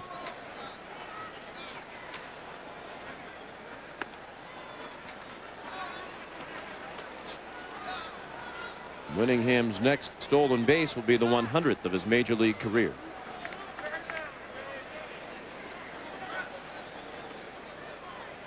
He stole 29 from Montreal back in 1987. 1 strike on Naring.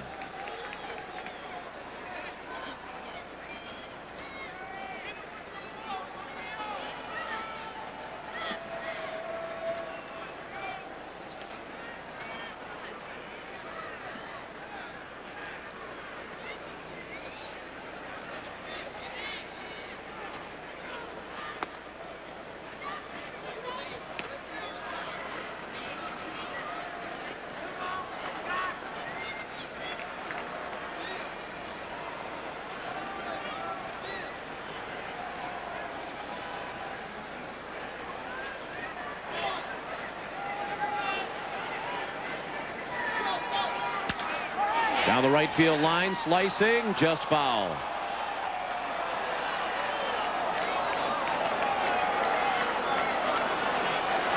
Little luck not coming Naring's way here. This more than likely would have plated Winningham.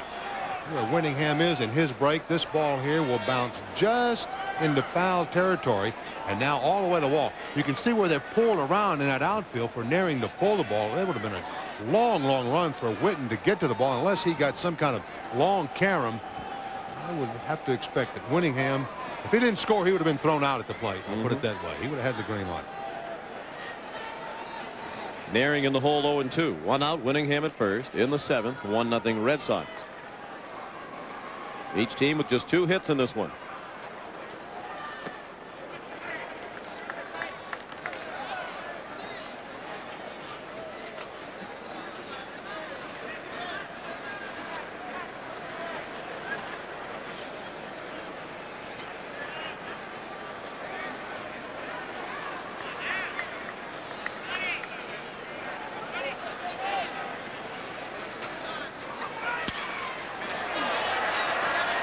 Tim hanging in there at 1 ball and 2 strikes.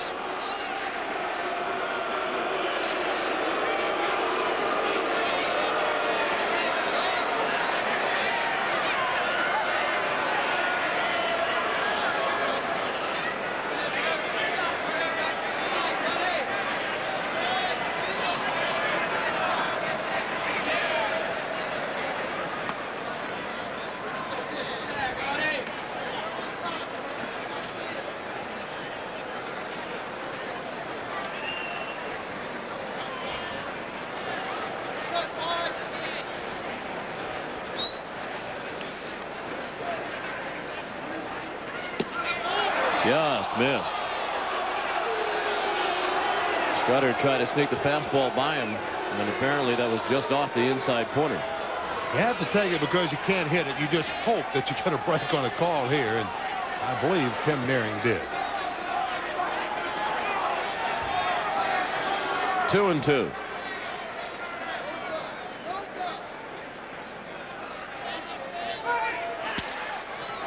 Again, foul toward the Cleveland bullpen.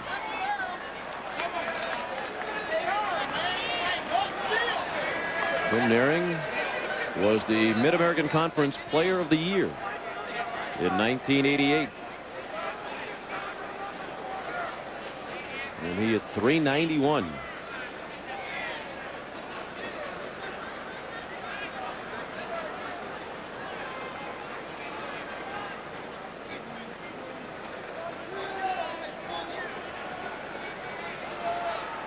Back to first, Winningham.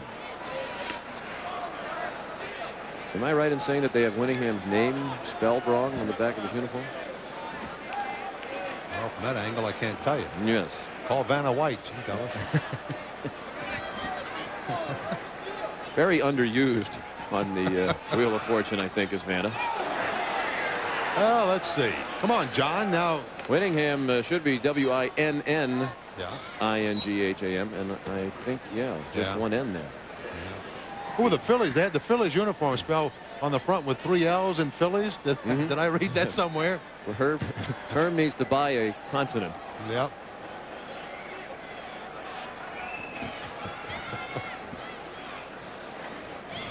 Red Sox have had a lot of problems with the uniform, the new manufacturer this year. Nearing rips one in the left. A good at bat by Tim. Winningham trying to take the extra base, and he is safe. Nearing hustles in a second. There's some of that aggressive base running that we saw in spring training and have been waiting to see in the regular season. Well, the play's right in front of Winningham. He's got what he feels is a pretty good jump on the ball. He's watching the outfielder, Glenn Allen Hill, do what he's going to do to this ball. He kind of just lolls over. He's going to play it into a single, but Winningham wasn't going to settle for just a 90-foot advancement. He went right on into third. Now, when Winningham changes gears here and goes, Nearing sees this. Once he sees the throw go to third, he stays in high gear. He winds up at second. So with 1 out now, this becomes a big play because you remove the ground ball double play. With a guy at the plate who hits into a lot of them, Tony Pena. Infield in for the Indians. Pena's bounced back to the mound and bounced to first with the pitcher covering. Red Sox with a great chance to build on a 1-0 lead. In the 7th inning, that's just the 3rd hit allowed by Scott Scudder.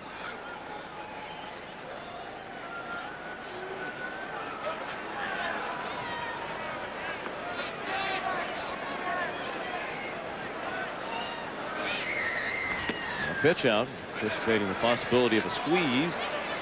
Here's Ted Power, the veteran, warming up in the Cleveland bullpen.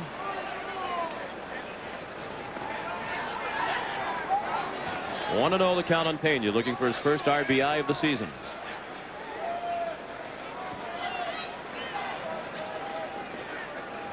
Well, if you thought of it about the first time you call a pitch out, you might say, well, I might as well call another one. I got first base open if I wanted to play it all the way to the end.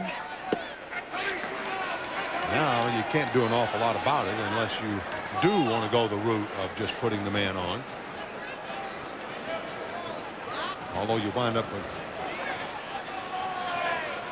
the right-hander on the left-hander, you do put the double play back in effect. Winningham and nearing the runners. And it's Cooper on deck. The 2-0. Popped up and heading for the seats.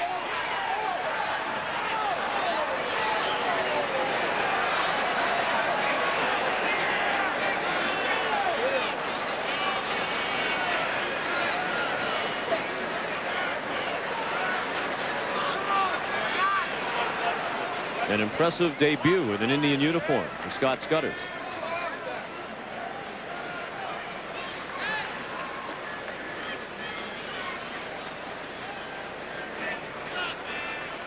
Two balls and one strike. 3 balls and 1 strike. Again, a close pitch.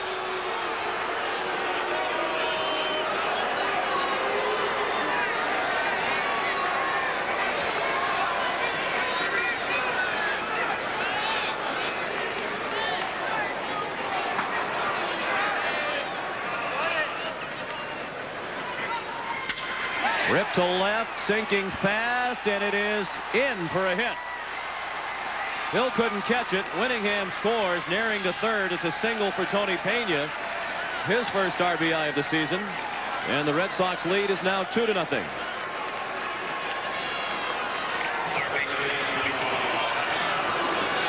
Couple ringing line drives now back to back, nearing one to get him to second and third, and now this one by Pena. And Glenn Allen Hill almost makes a fantastic catch.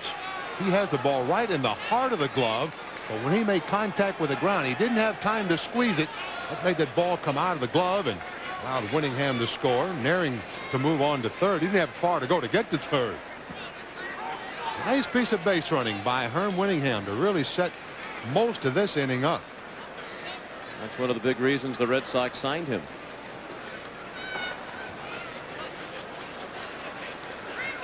Pitching coach Rick Adair at the mound, with Ted Power continuing to throw in the Cleveland bullpen.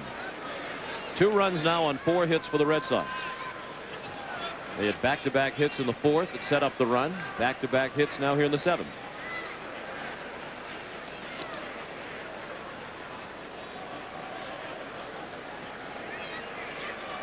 Adair allowed a long chat there at the mound. Finally, it's broken up by Dan Morrison.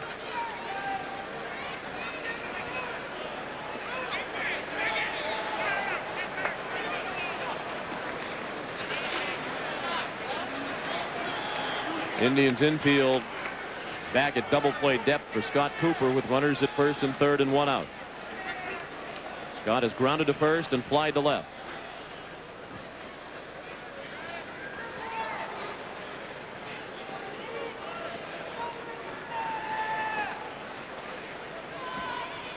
Breaking ball low and away, ball 1.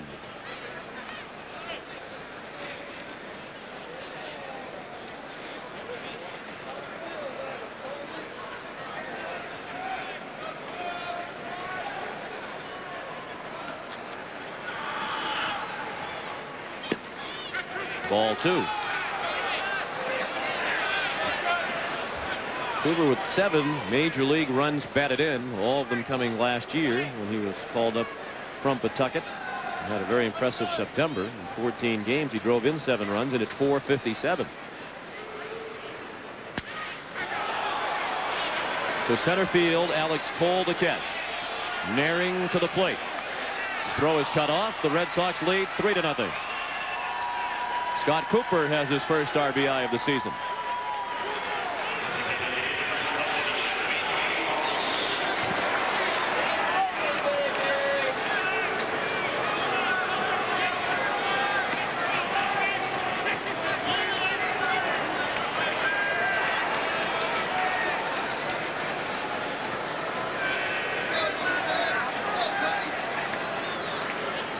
Boy, did the aggressive base running pay off in this inning. Yes, sir.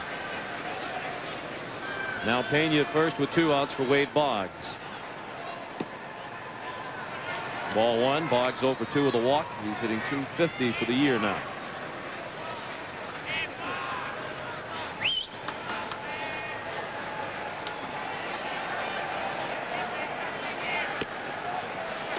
Two and 0. This is the first appearance of the season for Scudder. He's not worked since April 5th. And he seems to be tiring here in the 7th inning.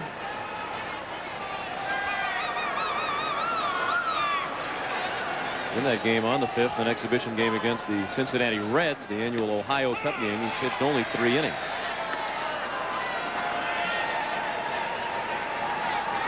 His last start of the spring was on March 29th against the San Francisco Giants out in Arizona.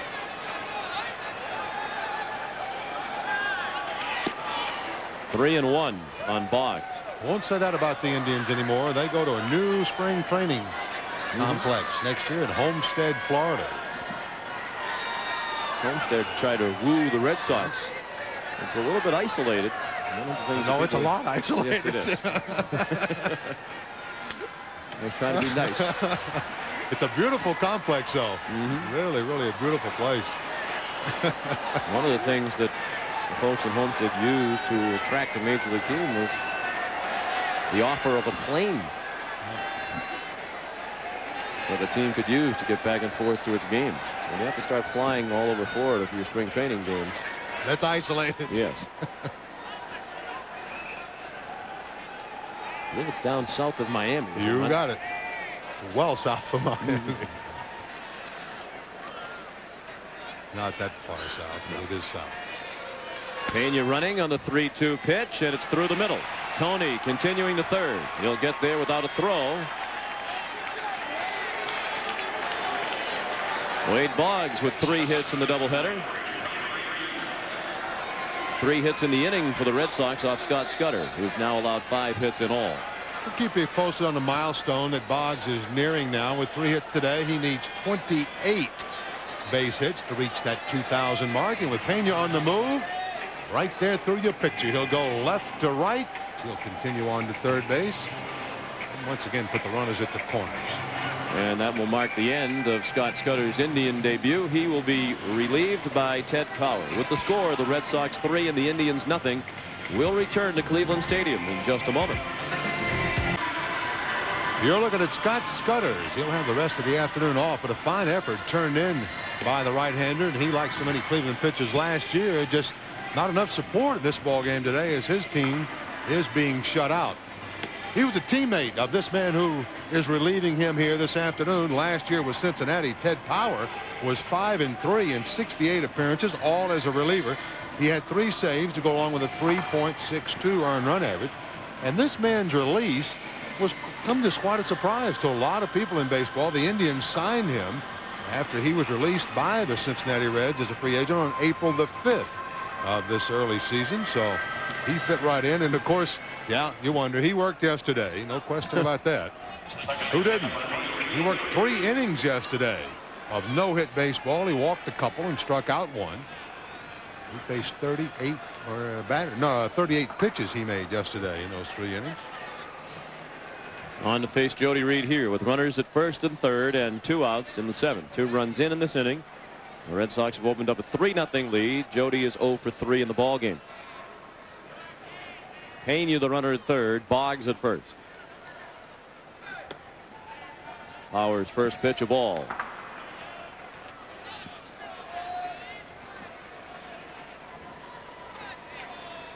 Power is 37 years old, from Guthrie, Oklahoma. 6'4", 220 pounds.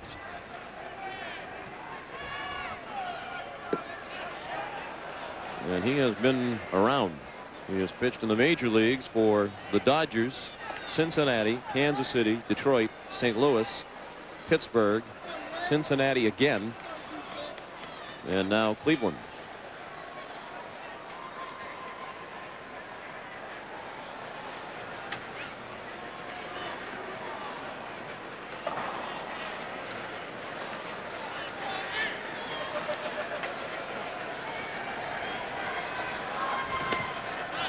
And he has yet to throw a strike to Jody Reed. It's 3-0 with Phil Plantier on deck.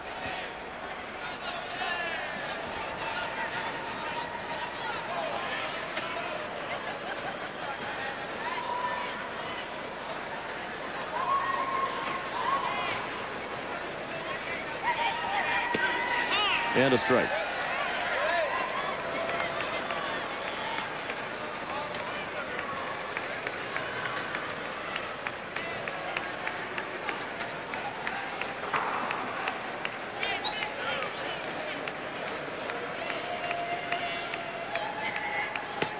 Ball 4, high and tight. And that's the second walk in the inning to go along with 3 hits. Scudder obviously issued the first walk in this inning. 4th walk in all thrown by Cleveland pitchers here in game 2. Ted Power working now with the bases loaded. And Phil Plantier with a chance to bust this one wide open. Phil has walked. He singled and scored in the 4th. He popped out to the third baseman Brooke Jacoby in foul territory in the 6th.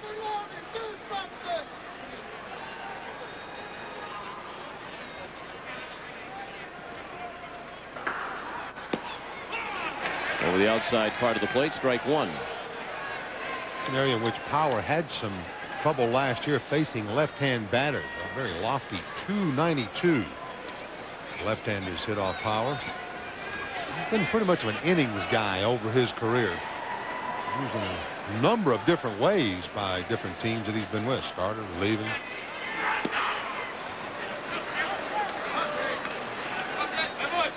Mostly as a reliever.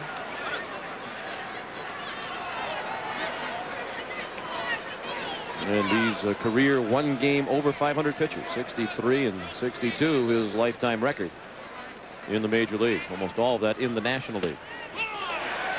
And he's ahead of Plantier, 1-2.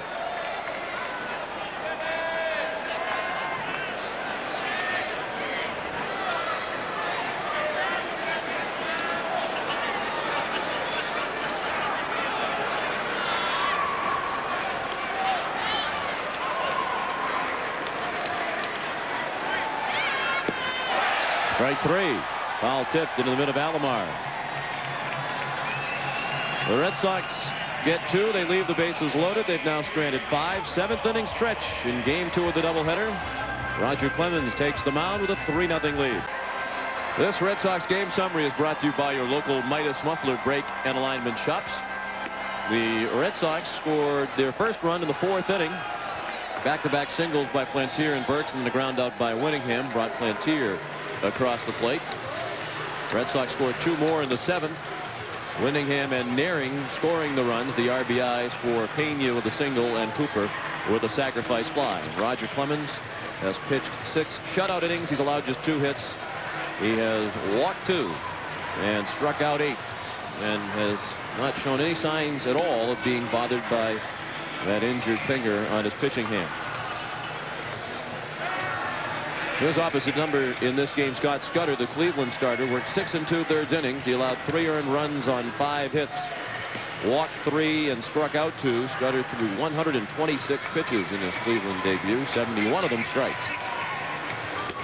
Red Sox hoping for a split of this doubleheader and hoping to return to Fenway Park, actually go to Fenway Park for the first time this year, with a record of 2-3. The home opener tomorrow against Baltimore at 1 o'clock. We'll have it for you over TV 38 and many of our network stations. Frank Viola will be opposed by Bob Malacki. Viola working on 3 days rest.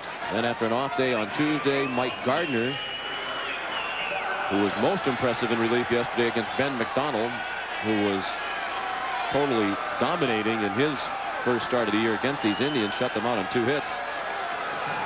That's a 1 o'clock in the afternoon game on Nesson on Wednesday. Thursday evening at 6 o'clock on Nesson, Joe Hesketh against Mike Mussina. A lot of talk about Mike Mussina being one of the future stars among American League pitchers. He's a product of Stanford University. 3-0 Red Sox. Albert Bell begins the Cleveland 7th against Clemens. Ball 1 high. Bell is struck out and walked. Albert is an avid chess player. years old. He's an excellent chess player. Brings a chess set with him on all the road trips. He should get together with Mike Gardner then, the Red Sox. He wants to play chess. The board over in the corner the other day in the Yankee clubhouse during batting practice. Well, what would have been batting practice, and it rained out. You know, Mike Gardner's probably the happiest man in Cleveland. The NHL season has resumed. He's a big hockey fan.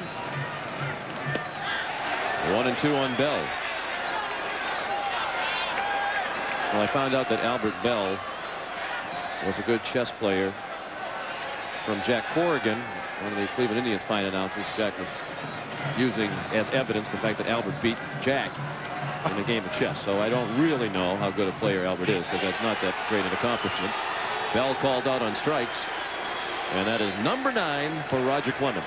While Clemens seemed to be wrapping up the Indians here this afternoon, he has unwrapped that little finger on his right hand. He comes up with strikeout number 9.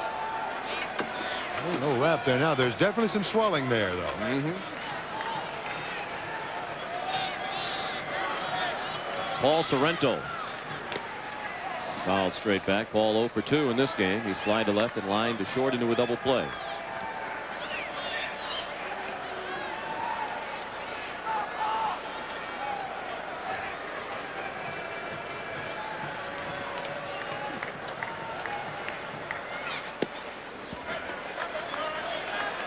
Roger is the Red Sox all-time leader in games of 10 strikeouts or more. He's done that 48 times. He needs one more to do it for the 49th time.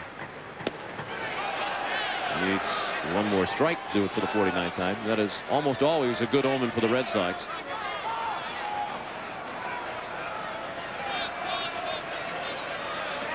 Clemens' record is 38-4 with 6 no decisions when he has struck out 10 or more hitters. It's a very close pitch. Easily could have been called a strike. Tony Pena takes a step out. Now look at the glare that he's been getting. And you can see Dan Morrison still looking down and saying something to him.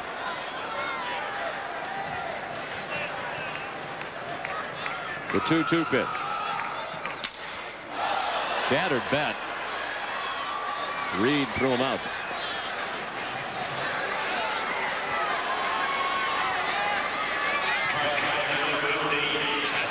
Now you can go ahead and shake your hands, Paul, because I know they're hurting. Right off the end was that pitch, very near the end. And that bat goes flying out toward Tom Bernansky's direction at first. Reed with the play. Sorrento, the 10th consecutive Indian hitter retired by Roger Clemens. 2 outs in the 7th. The Red Sox lead 3-0. Cleveland won the first game of the Twin Bill 2-1. Alomar takes a fastball high and tight. And you say, well, wait a minute. Now, we were friends last year during the All-Star game. He was too cold for that.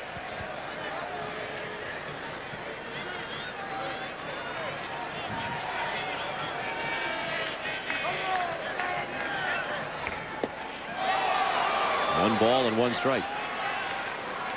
Clemens sinker there. Maybe grip that one with the seams and just let it run very hard down and in.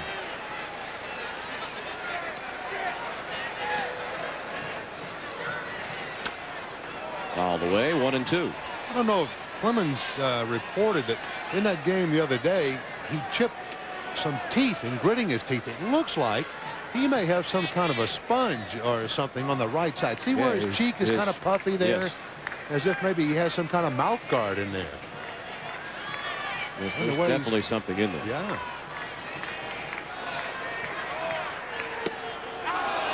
Just missed. 2-2.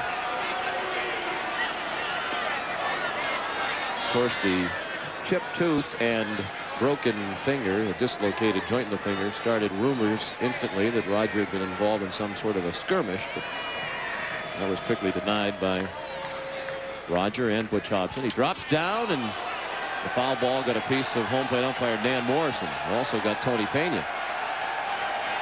Well, that's a very effective pitch as far as Clemens is concerned. The only thing he didn't get out was Alomar with it. Got everybody else. Some of Pena, some of Dan Morrison. If it gets Pena this hard, usually the umpire will go unscathed, but not this time. And Tony's limping. And it looked like it got Morrison in the neck.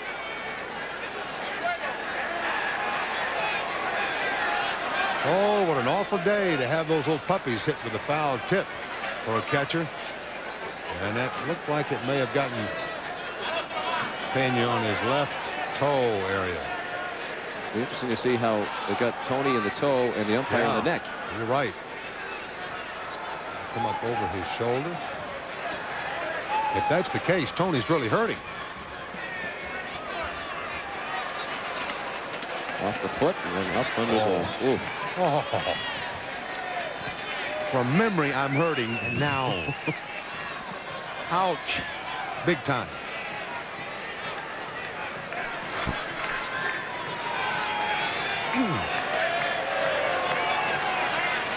Another 2-2 pitch.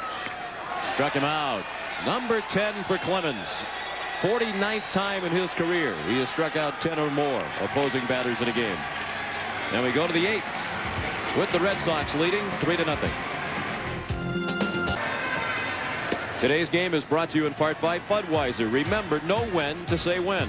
And by Delta Airlines. We love to fly, and it shows.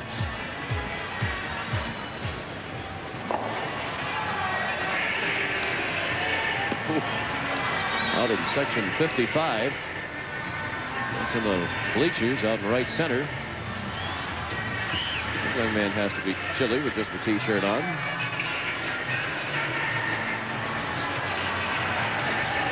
Butch Hobson and Roger Clemens talking things over. Rich Gale also in on the conversation. Roger has it in cruise control at the moment. He is retired the last 11 Indians in a row, and it's Ted Power warming up to face the middle third of the Red Sox order in the top of the 8th inning. Ellis Burks, Tom Bernansky, and Herm Whittingham will come to the plate. The Red Sox leading 3-0, having lost the first game of the doubleheader 2-1.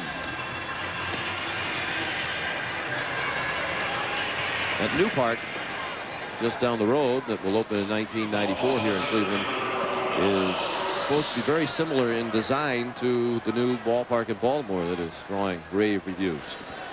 Really should do a lot to help baseball in this city. This can be a very depressing place to watch a game when there are so few people in such a large place. It's tough for them to sell season tickets when people know they can just walk up to the gate and get a ticket anytime they want to come in and sit in a good seat with 75,000 some odd seats here. Ellis Burks has flied to right, singled to center, and grounded to short.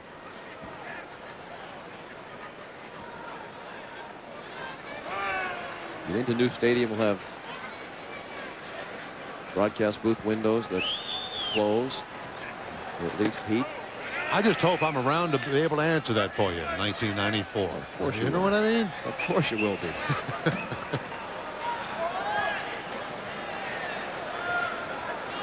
Hey, we've had some luck here the last couple of years. Of course, we haven't seen Baltimore's new ballpark yet, but we've enjoyed the ballpark in Chicago. Looking forward to seeing that ballpark in Baltimore. Red Sox don't go there until June.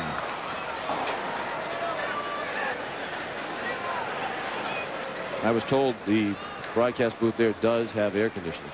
In Baltimore? Jack Corrigan, the Cleveland announcer. Cleveland helped the Orioles open Oriole Park at Camden Yards. Jack said the only feature of that ballpark he didn't like was the rubberized warning track. The balls that bounce on that are always going to hop over the fence. Sandy Alomar just got a thumber. And a thumber is one where you don't get the glove turned over quite properly, and the ball hits you on the thumb rather than going into the pocket of the mitt. And that's why he's got that mitt off his hand right now, and that can be painful. Watch where this ball hits the glove. See him turn it over. He really has the glove upside down. That means that the ball hits the thumb first going into the glove, and that is very painful. Burks out on strike. Second strikeout for Power. He's only faced 3 hitters. He's walked 1 and struck out 2 now. Snapping breaking ball here. Get the job done for Power.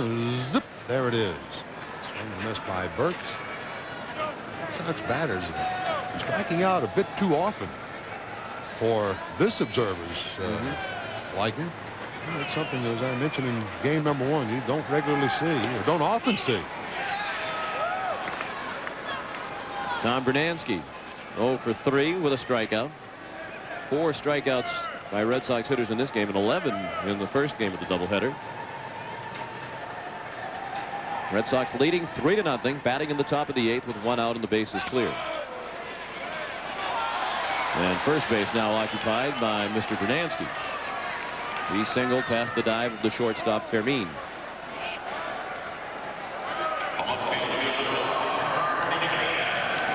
Ball with a great deal of overspin on it. That slight uppercut swing catches the ball up, and then when it turns it over, that ball it doesn't speed up, but what happens with the overspin, it doesn't slow down as it goes through the infield. It eludes Fermin and into the outfield, and a hit for Bernansky. Now Herm Winningham.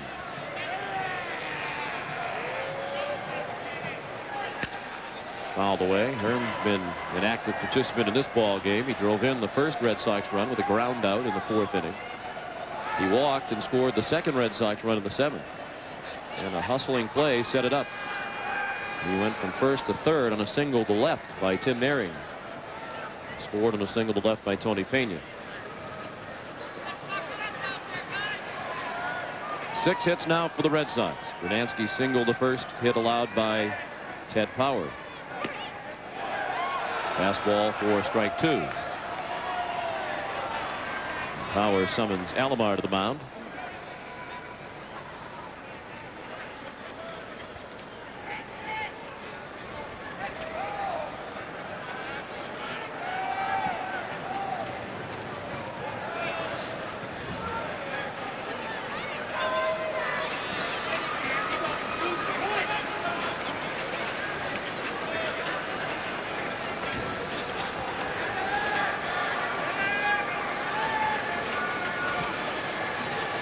Get you some paperweights in a minute. Yes, I think my sheet on Ted Power flew out the window. Oh.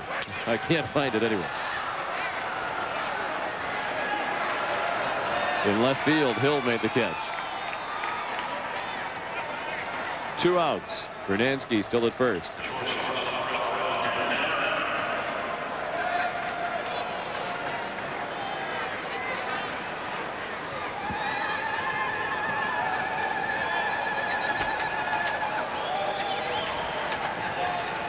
Tim Naring, 1 for 3, singled and scored last inning.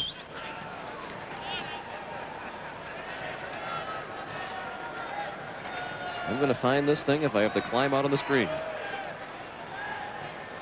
Don't lose your head now. 1 strike on Tim. I feel bad because it was actually your sheet on Ted Power, and you're right. I was just borrowing it. Apparently permanently. Oh, it might be on the floor. Here it is. 1 ball and 1 strike on Naring.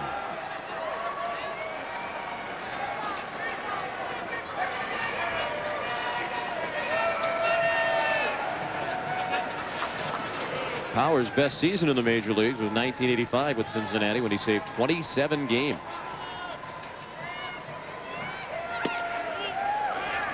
Two and 1.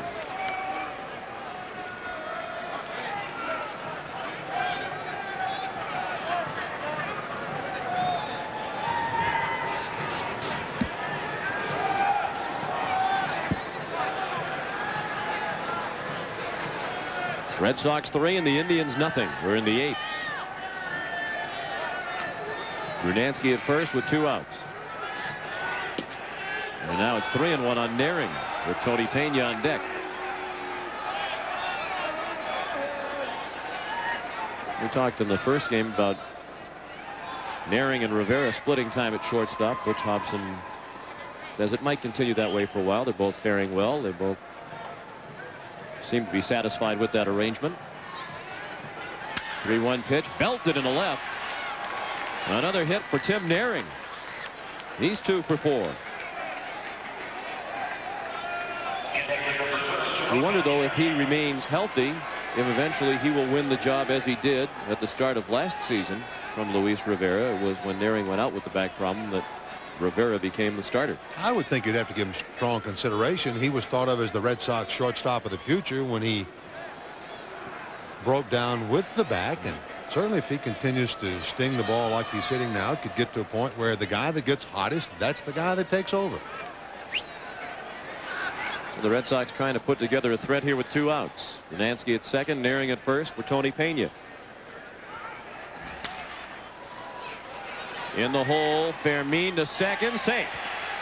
Nehring beat the throw, and the bases are loaded.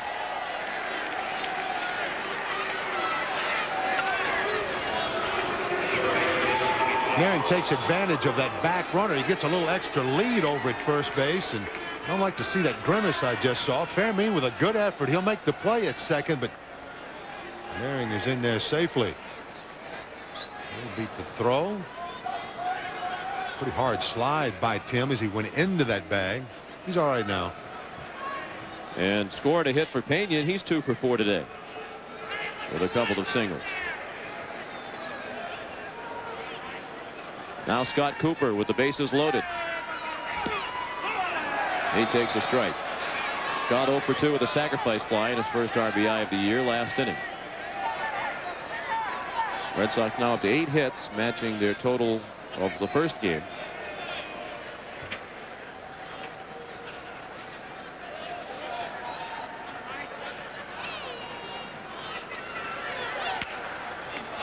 Cooper well out ahead of it, and he fouled it off.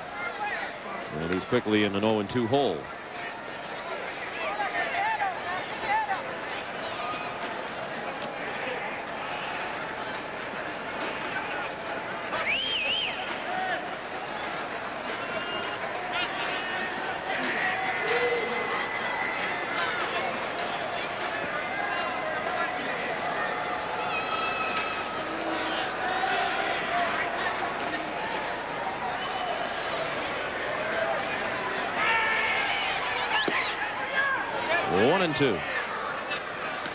On last season's International League All-Star third baseman and Pawtucket MVP Scott Cooper.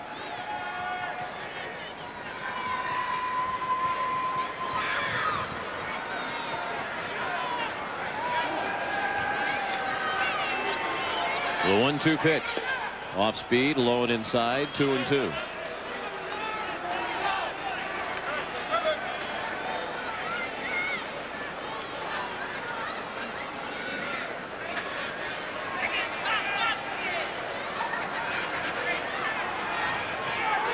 Cooper at 15 home runs for Pawtucket last year.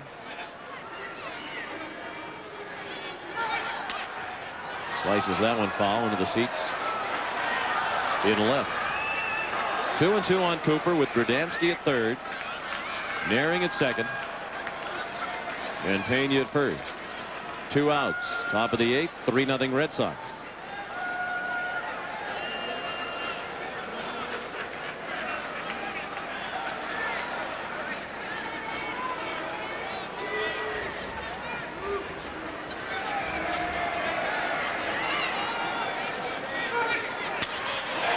Well hit to right, but room for Whitten. The Red Sox leave them full. They've now stranded 8. And we go to the bottom of the 8th in Cleveland with the Red Sox leading 3-0. Today's game is brought to you in part by McDonald's. What you want is what you get at McDonald's today, and by Diet Pepsi. The right one, baby.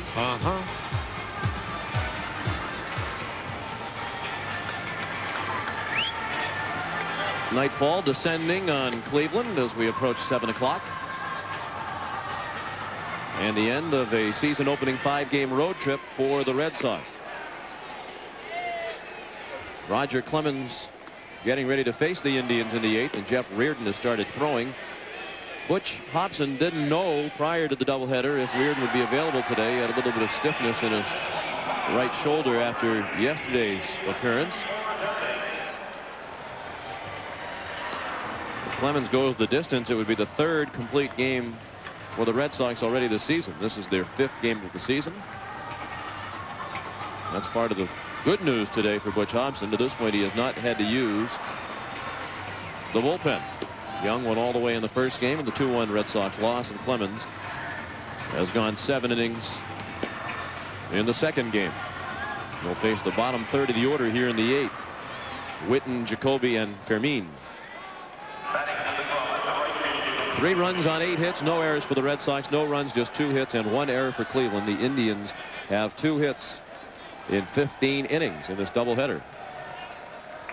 For the very least, they're going to split the twin bill, having won the first game 2-1. Mark Witten has struck out twice this afternoon and this evening against Roger. He tries to bunt his way on, and he fouled it off toward the Red Sox dugout. With Reardon throwing here in the 8th inning, I would imagine he's just doing a little test drive right here. He's going to throw and see how it feels. If he can get pretty close to loose, he'll probably make the phone call down in the dugout if he's all right, and tell Rich Gale that he is.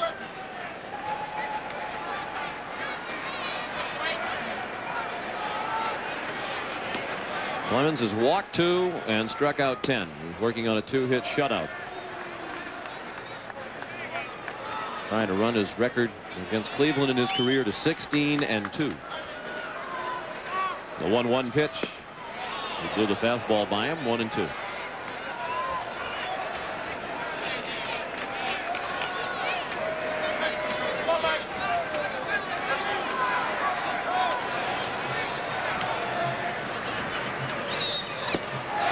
Strike 3. 11 strikeouts for Clemens. Third time witness fan.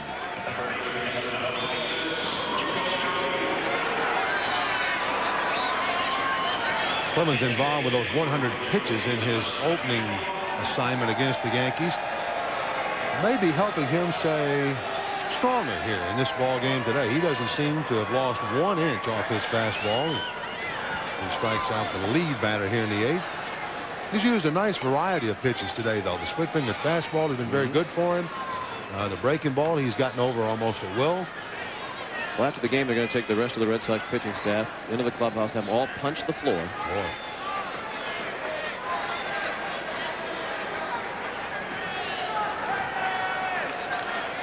Pinch hitter for Jacoby, it's Kenny Lofton, who was a big factor in the first game with 4 stolen bases. Lofton drew 3 of the 7 walks issued by Matt Young and scored the first Cleveland run in the first inning. He's hitting 188 with 1 RBI. He's quickly in the hole here, 0-2. Oh, you come off the bench in this weather and face Roger, isn't it? That's exactly what I was going to say. This is not the most comfortable thing in the world to do, even if it's 90 degrees, alone when it's 35. Oops. Looked like a pretty close pitch, but caught awkwardly by Pena. A half swing from Lofton as well. 1-2 the count. Roger has struck out 2 in a row and make it 3 in a row. And 5 of the last 6. Well, it's just overmatch time here between Clemens and Lofton. A couple of fastballs got Lofton in the hole, then he took one, and then it's time for Roger to go back to the heater once again. Upstairs, and just a little movement on it. Clemens has his 12th strikeout of the game. And he's going to face another pinch hitter in Dave Rohde. Clemens has that mouthpiece out that we were talking about earlier in his hand there.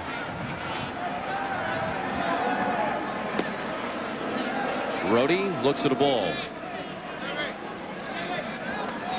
He appeared in yesterday's game, did not appear in the first game of the doubleheader today. He was 0 for 3. That appearance yesterday, his only action with the Indians. He came over from Houston in the same trade that brought Kenny Lofton to Cleveland. 1-1 the count.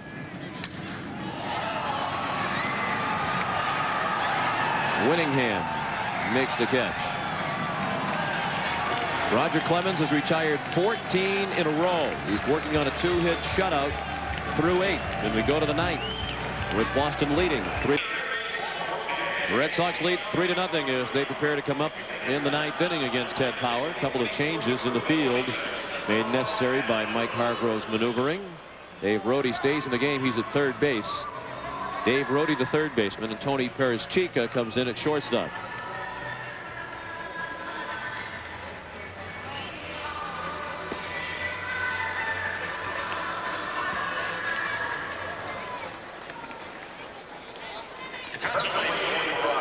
Top of the order for the Red Sox. Wade Boggs to lead off. Boggs 1 for 3, a single, and he's also walked. 3 hits in the 2 games today for Boggs. He's up to 280.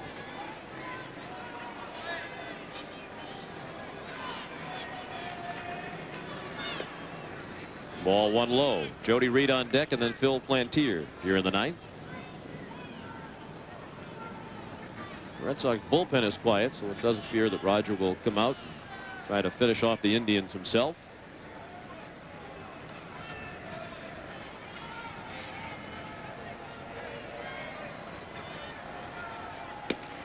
Clemens 12 strikeouts today, by the way, the most that Rogers had in a game since August 13th of 1989, when he had 13 against the California Angels at Fenway Park. Ball and a strike on Boggs. Chopped off the plate. Let's pause for station identification. This is the TV 38 Red Sox Network.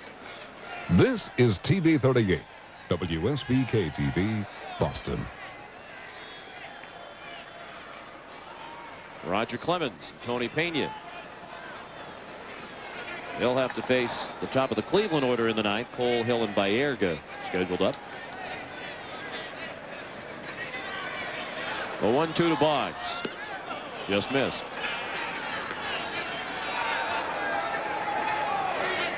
Final from the National League. San Diego beat Los Angeles 5-4.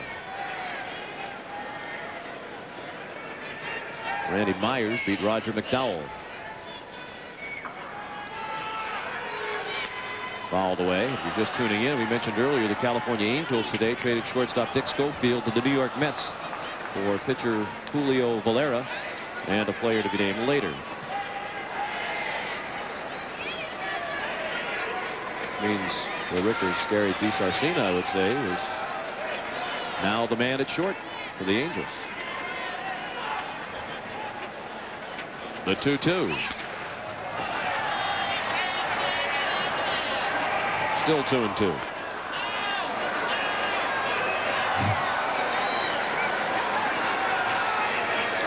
Just a few hardy souls left here at Cleveland Stadium.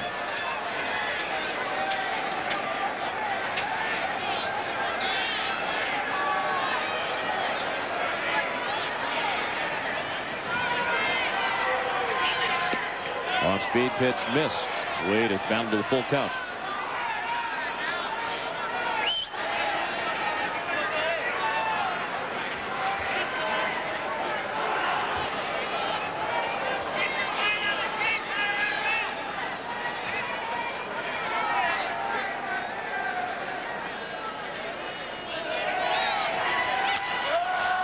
Again fouled off to the left.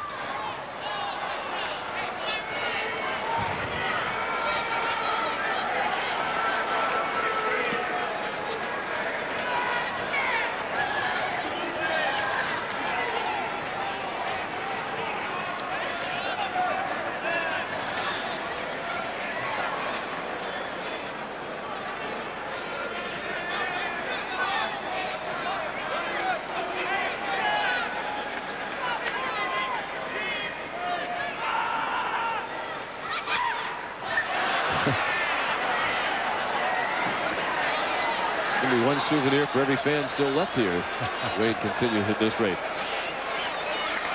Well, it will until Power gets one in the middle of that strike zone somewhere, or it's a ball. Boggs noted for these types of at-bats, fouling off the tougher pitches until the pitcher finally gets closer in that strike zone. And he wins the battle, as he so often does. 2 for 4 in this one is Wade Boggs, the lead man on for the Red Sox. That is 9 hits for Boston. I don't know if he found the tough pitches off on purpose. It wouldn't surprise me if he does. Some of them have to be an accident once in a while. But He has to be, and we don't see Tony Gwynn play, but I got to think Boggs is probably the best in the game today at putting on that kind of a bat right there. Foul off a couple tough pitches, and then when the pitcher makes a mistake, there he is. They say Luke Appling used to be able to foul the ball intentionally into the other team's dugout time and time again. I've heard stories that he could foul it off anytime he wanted to and hit it. Foul any place he wanted to. Now, that's pretty strong, but I've heard it from a lot of different people. Yeah, Savai. 3-0 Red Sox. We're in the 9th of Game 2. Game 1 this afternoon, won by the Indians 2-1. Boggs at first with nobody out. Boggs running on the 0-1 to Reed. Bounce down to Rhodey. He has to go to first to Sorrento for the out on Reed. Jody now 0 for 4. Boggs in the scoring position with 1 out. Yankees remain undefeated. They beat Detroit this afternoon 5-1. New York 5-0. And Detroit falls to 0-6. Scott Sanderson got the win. He's 2-0. Toronto also undefeated at 6-0 with a 3-1 win today over Baltimore. Joe Carter hit a home run. David Wells beat Jose Mason. Dwayne Ward saved it. Here's Phil Plantier. He has walked, singled, and scored, popped out, and struck out. The strikeout was against Power. It was only at bat against the veteran right-hander. Off speed and low, ball 1. I'd be surprised if Phil saw anything very near the strike zone here. As a matter of fact, this could be one of those at bats where you get like a 2-0 count and then they just go ahead and intentionally pass you. You don't really think of Ellis Burks as heading into too many double plays, but you don't want to let the left-hander drive in the run either. To second on a hop. Nicely played by Baerga. 2 outs. Boggs to third.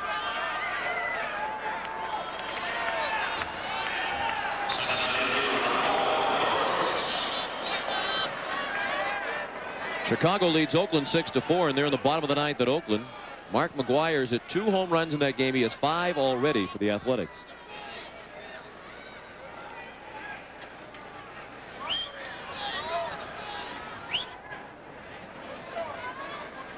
That's now a final. Chicago wins it 6-4. Here's Ellis Burks, 1 for 4, a single to center in the 4th.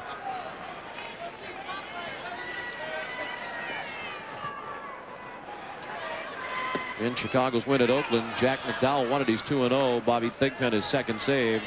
Gene Nelson took the loss for Oakland. He's 0-1. That's Oakland's first loss of the season. They're now 5-1. Chicago with the win goes to 4-2.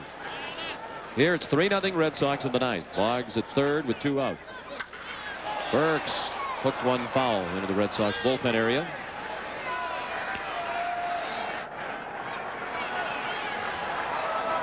In the top of the 9th at Seattle, the Mariners lead Kansas City 2-1. Kansas City still looking for its first win. The Royals are 0-5.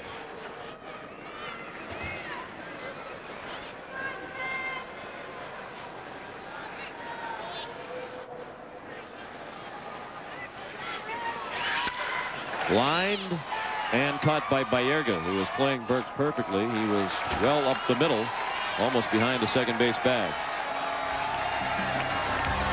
We go to the bottom of the 9th with the top of the order due up for Cleveland, Cole, Hill, and Baerga. Roger Clemens trying to put the finishing touches on the shutout. It's 3-0 Boston.